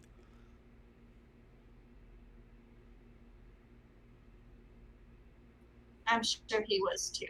She'll just kind of walk in a different direction. Yeah, they make their way away from you. That's fine. I'm not gonna go back into the church. I'm gonna head to the bar. Which one? Fox needs to. Is there more than one bar here? Yeah. I guess there's one at the theater. There's like the Golden Bar. There's the KO Saloon. So there's the KO Saloon. There's the Soul Theater, and then you could probably get a drink at the hotel if you wanted to. But yeah, the Soul Theater and the KO Saloon are the main bars. There's the little bit rough and tumble bar, and this is the dive bar. This is the nice bar. And this where is would the church. These people go at? Does it seem like there's like a flow of people going? I feel like they might go somewhere. If there's like a flow of people, she'll try and follow the flow. But otherwise, I mean, people go I to guess their the theater. Yeah, people go to their normal places, like Wyatt, the bartender and owner of the KO Saloon. That's where he goes. You see, Pip is right next to him. You see, Alma and Titus going back to the Soul Theater. Most people are heading home. Any of the people from the picture, they're all just leaving town, right? They're all just leaving. Yeah, they're all taking off. You do see that this woman, she does. Oh yeah, I didn't really see her. Yeah, she does kind of, You see her actually wandering off towards the mayor's house. I'll follow her. I feel like we might vibe. You're talking about the gypsy woman, right?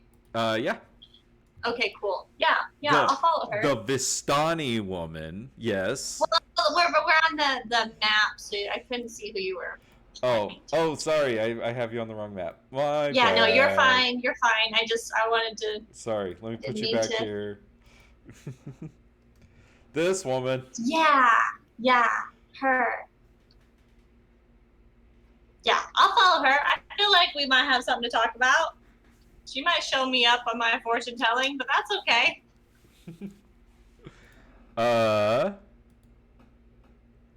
So as you follow her, she's wandering up towards the mayor's manor, and you see that she's just kind of staring at like the blood it's like still on the doorstep, and she's not going inside. She's just kind of staring at this like doorway as you approach her, and she actually acknowledges you first. And, okay, good, because I wasn't gonna say anything until she did, because I know like sometimes people just need a minute to take in the scene, so that works. And how would she refer to you? Hold on, let me double check something real quick. I think I wrote some stuff down for this. Oh no. Oh, I just wrote down stuff about like the culture. Okay. Nothing scary.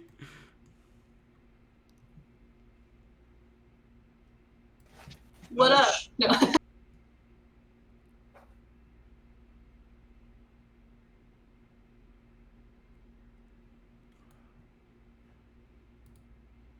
Okay. So she, without like turning around, she's just like speaking, and she says, "How can I help you, lost one?"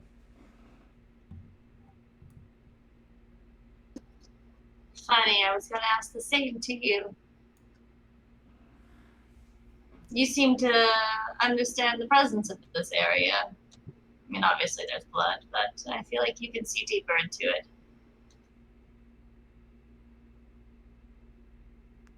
It's sometimes, I'm sure you know, the premonitions of the past can come to us. And yeah, Fox will nod, more understanding. And then as she like turns, she says to you, and also, it's good to be mindful of the present. And as you see, like a moment, she's actually behind you, and you see like she's like literally like back to back with you, and she says, and the future. And that part you can like hear in your mind. And then in an instant, she's standing back on the porch with her back to you, kind of like still staring through the doorway, almost like no, she didn't move. Fox is gonna get chills throughout her body. She's resting bitch face through it all, though.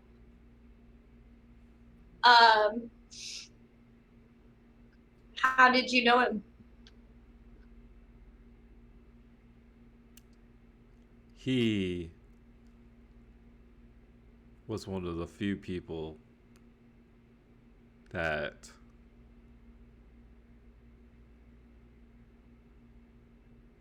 the cards were unsure of. Rarity indeed. So I had to see his end for myself.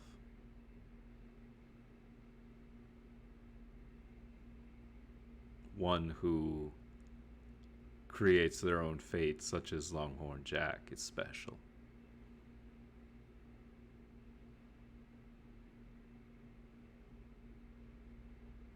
And at this point, she turns to you, and this time, like, it's not like this illusion. Like, she's actually turning towards you, and she says, "Do you know your fate?"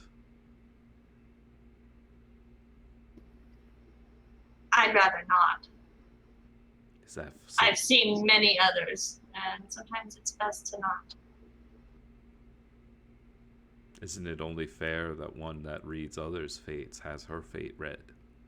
And you see, as she says this, that she like flicks her wrist, and there's a tarot deck in her hand.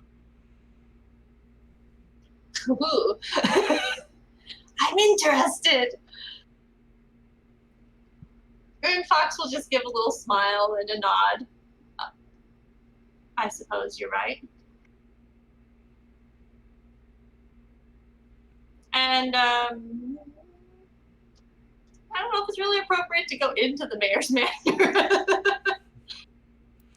She's actually, what you see when you say like all right, she she begins like making the shuffling motion with her hands, and you see that she's like the cards begin to float, and she's not like holding them, but they're shuffling like in midair, and then she fans them out in the air, and like the deck is kind of just like tessellated there in front of you, and you like so you almost to the point where you can't see her, and she says, choose your past, present, and future.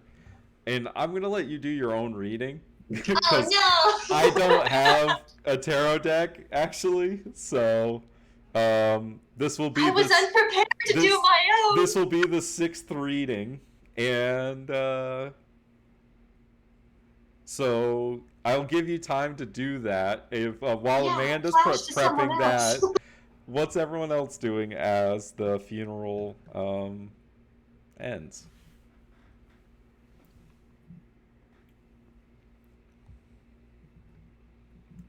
Scratch, you were kind of standing there with Maverick, who you can see him like kind of just like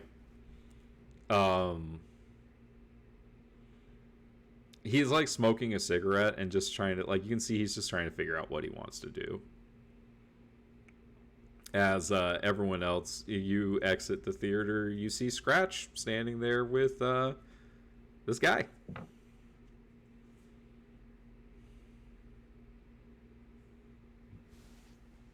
I was going to tell you that,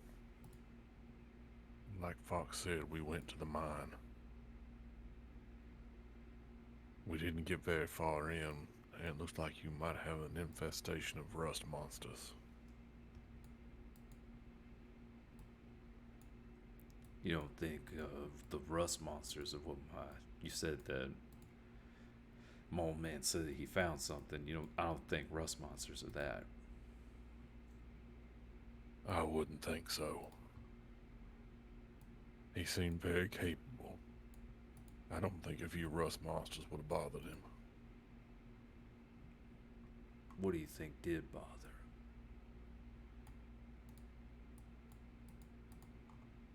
Well, that man in black. I don't know what he's got to do with it. I don't know why he was sent. But I have to imagine that Mr. Sir is somehow behind all this. I don't know if he wanted the mine for himself, like he seems to want the entire town.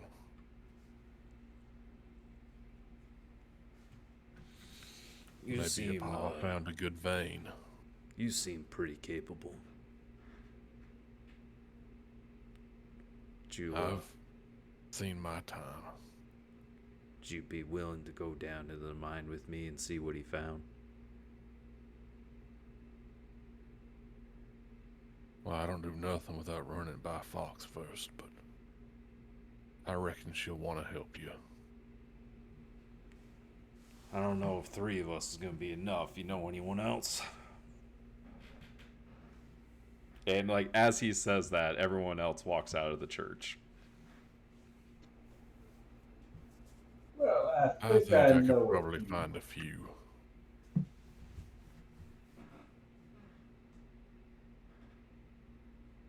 Fox?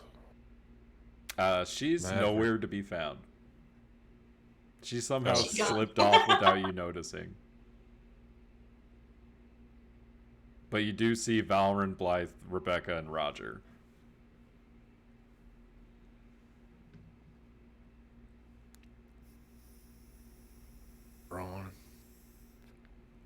Rebecca. Y'all have just a moment? I mean, yeah, I do. Yeah, I have a moment. I have a few massive moments. What's on your Maverick here, mind? he's looking for some help. I reckon Fox would want to help him, so I guess that means I'll help him too. You see, when we went to the mine, well, there's a few creatures in there it'd be best to take care of. And see if we can't find out what his pa found down in there. What he found that was gonna change this town. And Maverick's a smart man. He recognizes that it's gonna be taking more than just 2 or 3 of us. So I figured between Fox and myself and Maverick and Valeron, you and Rebecca, I figure we can probably do this.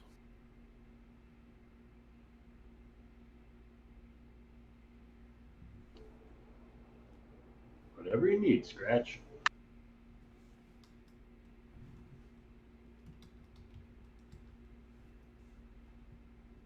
All right.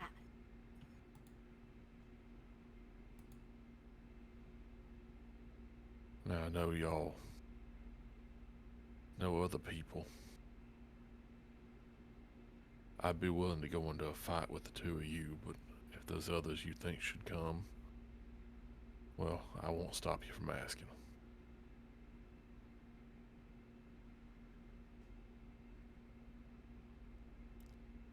So, these 4, you. Which one's Fox? She ain't here. Where'd she get to? Did y'all see which way she went? I thought she was gonna come out this door. Amanda, are you ready?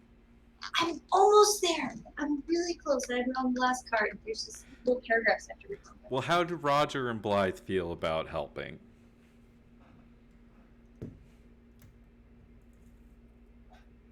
Doesn't sound like Roger was invited. He's talking to all 4 of you. He said your name.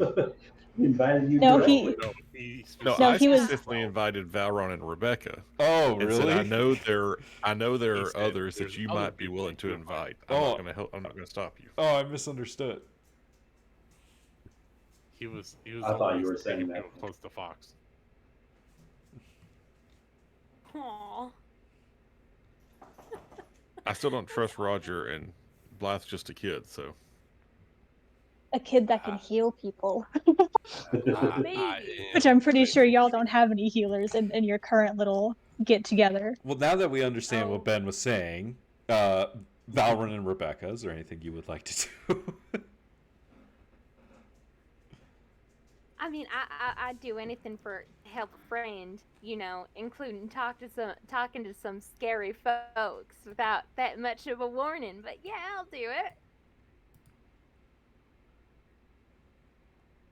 I'll help. I'm a helpful person. Trusting. Let's hope you're more helpful as a target then.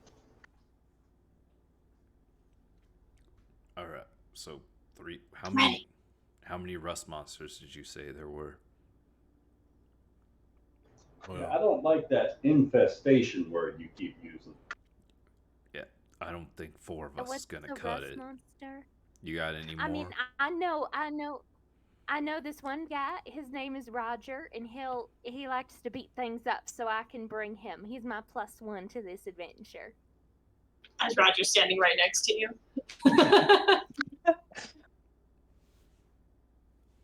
Beating things up is good. What about this I thought guy? his name was Robert. Who's Robert? Oh, fuck. Sorry. Exactly. I think it fits in character. And with that, we'll flash back over to Fox. So, Fox, you're standing before this tarot deck floating in the air in front of you. Which cards do you pick? Okay. So Fox will reach out, and the first card she gets is the Five of Pentacles.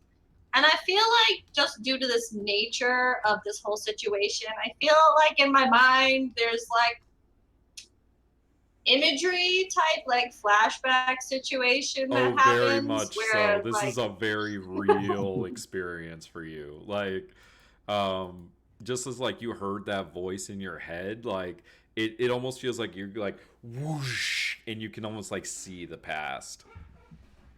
so the Five of Pentacles indicates that she went through rough times. And I'd like to think of her like sitting basically back in the city where she was in the bar getting really drunk because it basically going through these rough times that eroded her spirit and her faith, and she lost faith that things would turn around.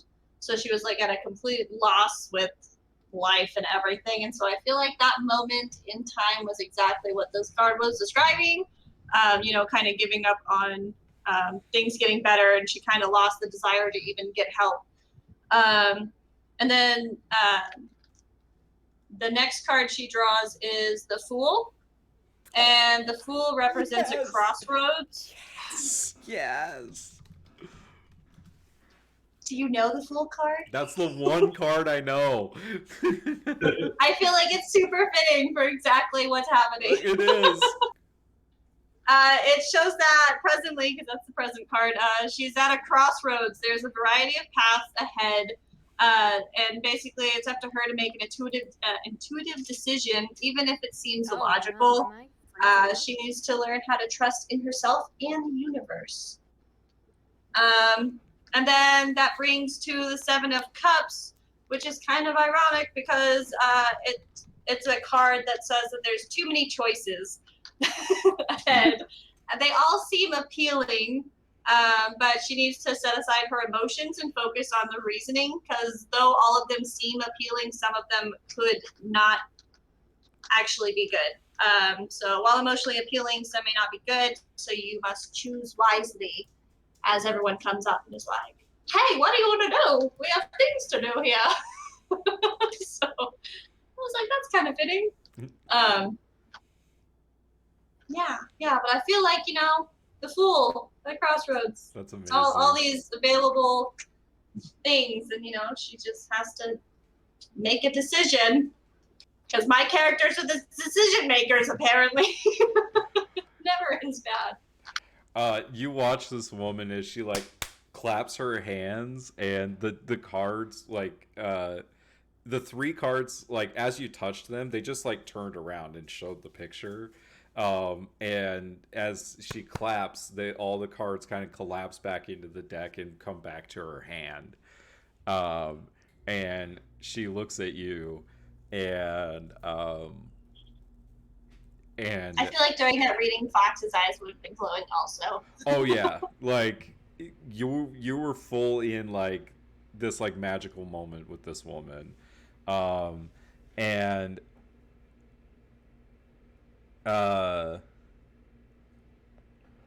she like walks down the steps of this porch down and stands in front of you, and she's wearing all of these like pendants and these like other charms and stuff like that in her hair and necklaces and other things like that.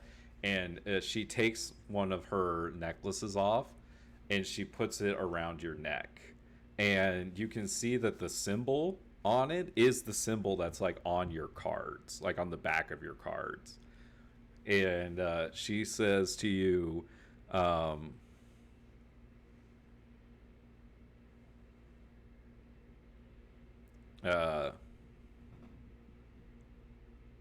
actually, I don't think she says anything to you. She puts it around your neck, and she like places her hand like just like on it on your chest, and she smiles, and like you hear Scratch call your name coming up from like below the hill, and as you like turn, you look at Scratch, and as you turn back to look at the woman, she's gone. She can't be gone.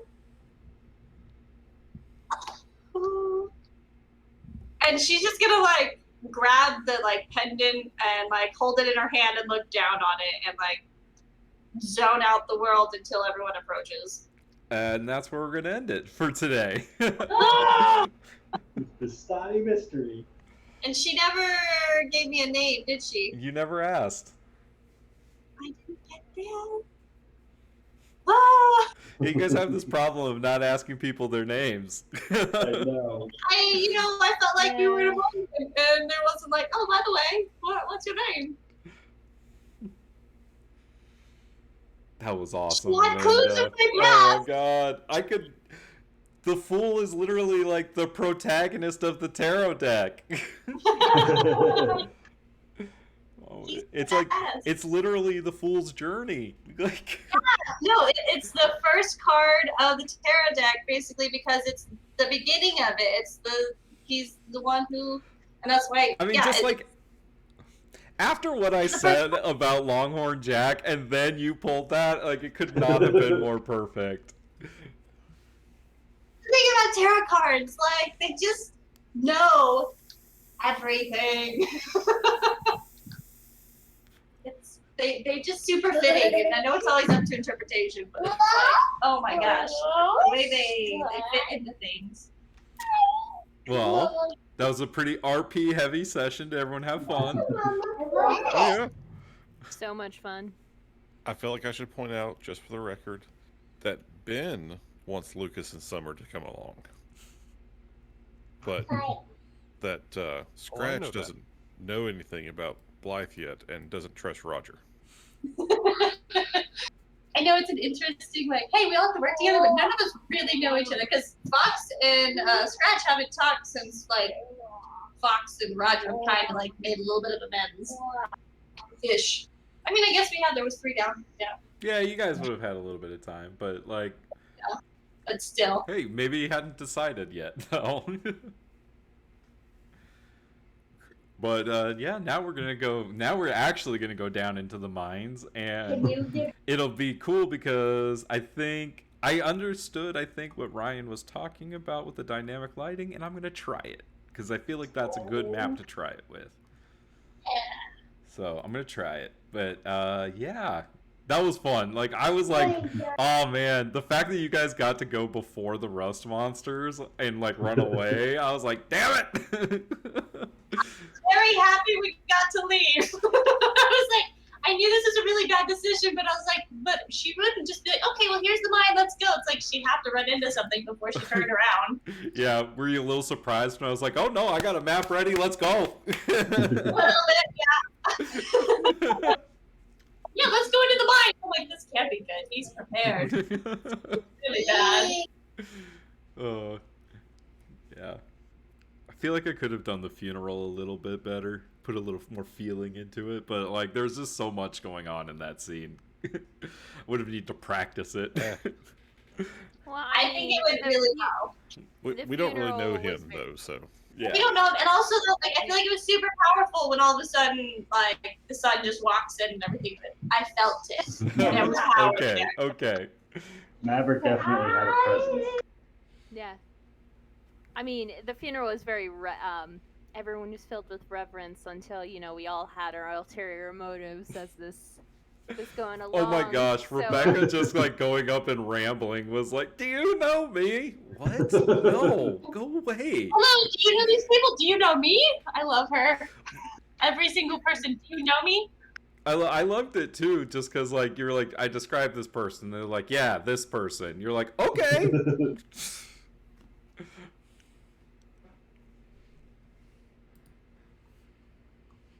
Yeah, I was like, I was really trying to figure out how to introduce like the main plot, and I was like, I don't know. Like, I'm gonna give them the deed to this mine. I have no idea what they're gonna do with it. Just gave it away. Well, we That's could what he have, wanted to do. we could have kept it, become rich. We could have been Guys, riots, you guys could have had the been deed to a gold mine. Don't ever at me. things. one, no one else knew I had the deed except for Scratch, and two, that is he left it to his son. Who am I to be like, nah, his son doesn't need this. Like, Fox is a very spiritual person. You don't screw over the dead. I'm actually really impressed, though. You guys got 1, 2, 3, 4, 5, 6 of the names of the people in that picture. Well, 7 if you can include Longhorn Jack, I guess. That's not bad. He only didn't get the one mysterious white man. Yeah. I thought that I asked for his We got name. Cheyenne. No, you didn't ask him his name. Ah. Yeah, you were very interested about asking about somebody else, not about him. Like yourself. Oh, that's a bit rude. No wonder why he left. To be fair, you scared them all off. Every interaction was awkward. You got Okay, most did of our them. job. Valron got one. Yeah, Valorant actually rolled okay, for the initial interaction, and then it kind of went south from there. But As soon as he kind of flashed his badge, like. they're like, Things just went bad. For Hey, look at I'm a cop. You want to talk to me? nope, Oh, so you're a cop. A I loved cab. it. But Vistani didn't give me her name either. Did you ask her name? It was like a group conversation. Names were being given.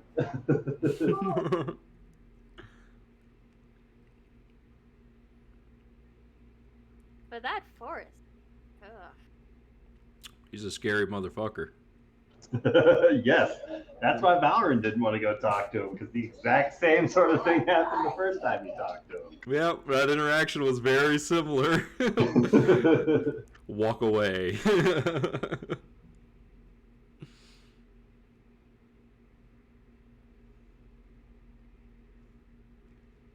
Oh, man. This session was tricky to prepare for because I had no idea what y'all were going to do. I was like, I'm going to prep the funeral, and I'm going to prep the mine. Let's see what they do. I didn't know if you were going to go try to fight the Black Rider. I didn't know if the sheriff was going to live. I didn't know, so many things. So many unknowns. Well, I mean, one of us became a deputy. That was. Whoa. That was Almost unexpected. the mayor. Almost there. Just a few votes shy. Just a few votes shy. I'd vote for him. I would have given you the gold mine. Aw. And if you elect me as mayor, I promise. You get a gold mine. You get a gold mine. Pizza parties every Friday. So is Valron just like his main goal is I'm going to take over this town? Oh no, his whole angle on this was to look good in front of the sheriff for whenever he regained consciousness, and it just went better than expected. I'm so glad my 6 charisma helped in that whole promotion. It gave him the idea. I know, I forced it upon him. It did not help with Pip, however. I think Pip. No. Oh, hold on, let me see. Pip definitely shit himself. Aw. He's that poor little alcoholic boy. What are you gonna do? He's just a little baby. I rolled so poorly for persuasion checks. All of you rolled poorly today. If we You were rolled in so many combat, ones. y'all would have died. For sure. I had to. This was talk about some failing forward. Oh. I mean, I think Scratch rolled the best, just kind of doing a. No, Flaxen. I mean, Scratch only rolled like a 6 on the investigation check and stuff. Yeah. Yeah, I had one good roll. Yeah, and Valorant had one. You just from the rust monsters, so that's good. Yeah, everyone had one good roll. Yeah, everyone had one. So I yay! was gonna say, I only rolled twice whole session, so Oh no. You kept dipping out when I needed you. I'm sorry. I know, family stuff. It's okay, buddy. We tried taking a break and waiting for you for the funeral and everything, but eventually I was like, all right, we're just gonna have I to mean, what? get going. Was he gonna say something? He has a stutter. He wouldn't get up and speak. I still want you to see it. I'll catch the highlight. I got it recorded. It's true. And that picture is so small, I couldn't see if I tried. Yeah, I'm trying to find a bigger one. All right, good session, Nick. I'm gonna go. Recognize your tarot cards. Night, Lucas. Have a good Bye, night. Lucas.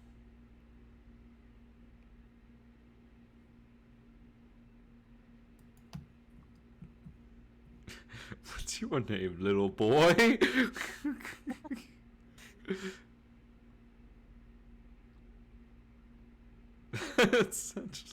Badge. Honestly, throughout the entire funeral, I feel like Blythe was just like, God, I don't think I should know these people. I don't want to know these people. That's why we had to know these people, though, because we may never see them again. I mean, that's why I was like, I wasn't sure what you guys were gonna do, because I could definitely see you being like, I recognize that person, and then just letting them go, right? Because why would you really have no reason to talk to them? Hey, did you know Longhorn Jack? Yeah. From when? Obviously. A while ago. Okay, bye. I mean, I expected everyone to make conversation out after the funeral, not during. Yeah, I gave him I gave mean- you a chance before, during, after, I went and got people after, but it didn't turn out, and I mean, the best conversations are ones that are held at funerals. So especially That's the best especially a conversation. funeral that I described as somber. Oh, it was somber. Oh, no. It's somber and silent. You guys have no idea how Silent. long people will hang out and talk at a funeral. Afterwards, definitely. Well, usually afterwards. Not during. Not when people are saying things about the deceased. No, that tends to be less of the chat time. It's usually after, the casket's in the ground. True. That's when the true party began.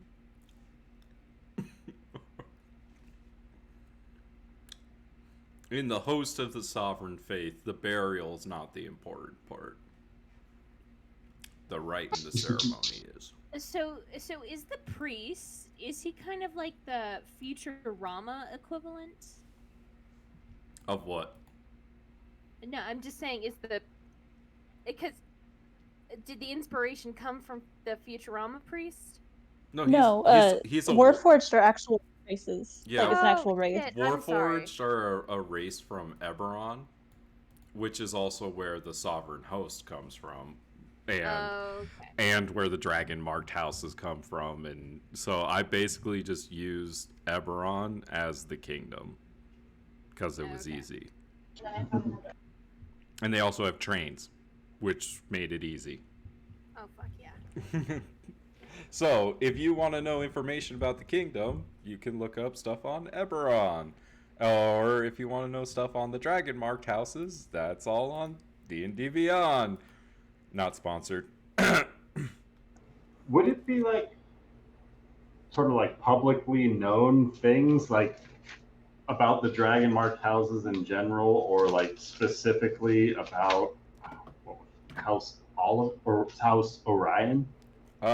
Would we be familiar enough with these dragon marks to if you were proficient in history, I would say yes. Okay. But if you're just hey, do I randomly know this? You might, but Valrin grew up out here, right? He didn't grow up in the kingdom. So, but Scratch grew up in the kingdom. So Scratch, yes, Scratch just knows this shit, right? But you maybe heard it in the orphanage, right?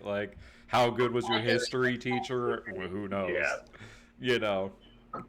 Okay. But yeah, generally speaking, I use the lore for Eberron for that. So if you want to know, the dominant religion is the Church of the Sovereign Host. Like, you could read into that if you really want to. That was what I was talking about with like the Keeper and stuff like that. But yeah. Speaking of a symbol, do you have a specific symbol picked out, or is that something you want me to pick out? If you want to pick it out, I didn't have a specific image picked out, so if you want to pick out like what the image of the Vistani is, you could totally do that. Okay.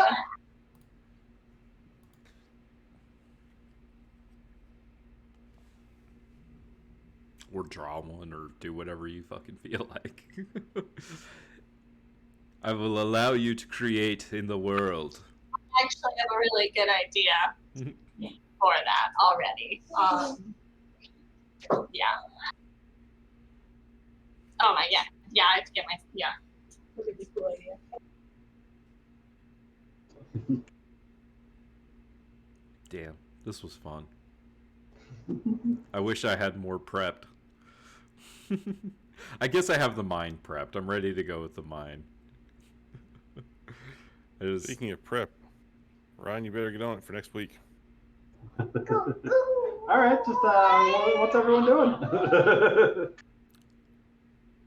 Okay, so Ryan, can you tell me exactly what happened? I gave a really good summary. Me too, please. Yeah. Ben's summary was pretty much what happened. I would like to hear it from Ryan. So while everybody was patching up some of their wounds, recovering, and starting to inquire with some of these survivors at the Arboretum, during discussions and while people were moving to and fro, roll me a perception check for Rafal. Hold on. Oh wait, you're serious? Oh shit! Let No! me grab my character sheet really quick. Right. Well, I have to go. I have work in an hour, so. Oh man. Gross. I'll fill you in. Well, I knew what happened. I was She sober. was there. I got a Night, Summer. 14. Good night. Night, Summer. Oh no! So Oh no! Rafal saw that while everybody was kind of in mid-interrogation, at some point, like a smoke bomb went off, and after the interrogations, the tied-up Foforites were gone by the time the smoke had faded away. And those who were closest to the prisoners didn't seem to offer any sort of attempt to chase them down. And so the Requisitors were starting to descend on the place, and the party decided to get the heck out of there. And Callum made some awesome rolls and was able to sneak everybody out through the sewers. And by everyone, including the children? Everyone. Okay, I just want to make sure we save the children. So the children's lives were at risk because Nari kept trying to set off the barrel bombs. I didn't try to set them off. I was trying to disarm them, and I was very unsuccessful. Apologies. Very Nari did manage to trigger every barrel explosive device inside of the Arboretum. Despite repeated pleas for her to stop doing that. And to let the person who's qualified to pick locks. I was not myself that night, and I obviously wasn't moving. Wait, wait. So Distracted. Nari blew up the Arboretum? Very nearly, yes. Did she do Stop all the it or not? explosions. Did she set off all the explosives? She set off all of the explosives that were nearby the children in barrels. She set off a lot of individual explosives. But as their timer was activated, the rest of the party was able to either break open the barrels, pick open the barrels, or ingeniously open the barrels in some way or another to get the children out and away from the explosive radius before the barrels themselves detonated. Or just carry the explosive barrels off the little platform. Did any of the plants get hurt? Some of the No. plants burned in the explosions, but the structure itself is mostly intact. because none of the barrel explosions that were set off were close enough to trigger any sort of domino-like effect to blow up the whole place. It was all individual explosions as they were happening. Wow. I apologize for my actions. So the party safely made it back inside of the city, avoided the eye of the Requisitors who were starting to descend upon the gardens, That's good. They probably would have just killed us. made it back to the Phoenix Feather Inn, and saw a brick was removed from the front door, set off a trap that had triggered where Shreve was tied to the bar countertop, covered in oil, and upon opening the front door of the Phoenix Feather Inn, triggered a spark, so Shreve was set ablaze. The party was able to save Shreve and disarm a couple of traps inside of the Phoenix Feather Inn. And while everyone was resting, Kevin spotted somebody lingering in the alleyway opposite, saw somebody garbed in purple armor, opened fire, and they vanished from sight. Like the somebody garbed in purple armor fired at Kevin, Kevin fired at somebody garbed in purple armor. and then they vanish. Yes, Then they vanished. we found out that it was a Requisitor, right? Most definitely. Oh, good. Thank God. Okay.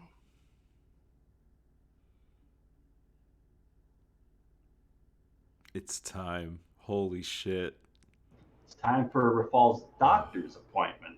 God damn, it's time to fight the Requisitors. Oh no. Oh no. This is the end game, y'all. Things could happen. Oh no. It could go a number of different ways next week, is all I'm saying. Wow. That's exciting. That's exciting. I'm excited. I'm not scared of them anymore. Fuck those guys. Did we level up? No. Damn.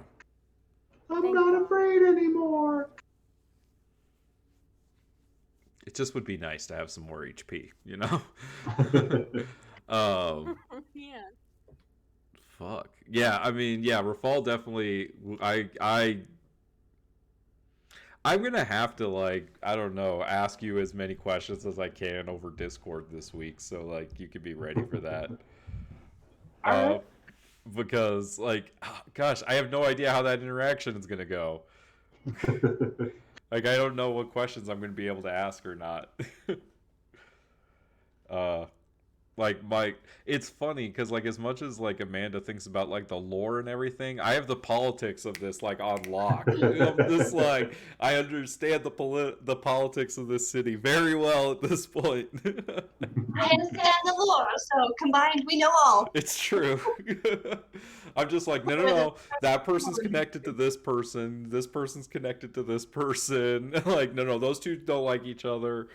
Like, oh man, God, I love D&D. Yes. Whew. This was such a fun session. God, I had so much fun. Very fun. It was so much fun. So many things happened and no one died. That is a good session. And so much awkwardness. Great info dumping. I don't even know how to begin organizing notes for this campaign. I have everything in OneNote, and I love it. Oh, though. you only wrote one note for the whole campaign? Yeah, just one. I love it though. Like I have like a whole sessions thing in here. I wrote down the actual date of the funeral and everything. So I'm trying to make sure I keep track of things like that.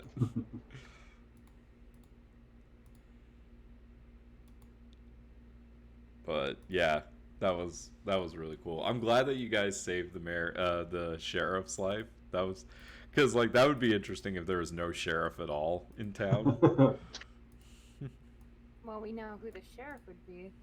Maybe it's Elrond. Mayor, sheriff, and deputy. You know, the crazy thing is, I still think that Amanda's fortune was my favorite part. Like, goddamn, that I got so excited about that. Can I admit something to you, Amanda? Yes. Totally did that on the fly. Did not have that planned. Hey, cool. I liked it. I was just like, Can I admit something to you? I totally did that on the fly too. yeah, I was just like, you know what? I had put her in there because I was like, maybe Amanda will talk to her, right? And then Ryan talked to her. I was like, okay. And then like, I was like, all right, I'm gonna have her just go up to this house. And you were like, followed her, and no one else followed you. And I was like, all right, let's improv this. This is gonna be awesome. That'll be cool. Let's make something of this moment. Yeah, like I feel like she probably wouldn't have noticed her in the area because she was busy trying to follow Mav out. So it was like, It was cool though. God, that was awesome. it was really cool. I like the whole idea. Like I feel like I could, because I have like Unseen Servant as a spell, and I've definitely like in like Mage Hand and stuff. I've definitely thought about doing cool things like with the floating cards. And so when you said that, I was like, Why not, right? I've been thinking about that, and that's just exactly yes. Yeah. Oh, that was cool. And It was a lot of fun. and Rachel got a little something. I liked you guys talking out all of your Mr. Luciano crap. Yeah, and he was trying to bring Valron into it, but he's like, I'm not fucking talking. Oh yeah. Immediately get pointed out as being one of his cohorts. So wait, I'm curious. Has everyone been connected by Yes. Luciano? Except me. Oh. So Well, I mean, you kind of are now because of Fox. So you're Well, welcome. yeah, through My Fox. problems are your problems. well, true story, Ben, you were the only one that I had no clue how you were going to get to town. And so, like, when you were just like, I team up with her, I was like, perfect, job's done. My job is done. Yeah, This is you are now connected to Luciano, and you are now on your way to Amarillo. Perfect. I don't have to do anything else. welcome. No. I like making friends with people over sadness.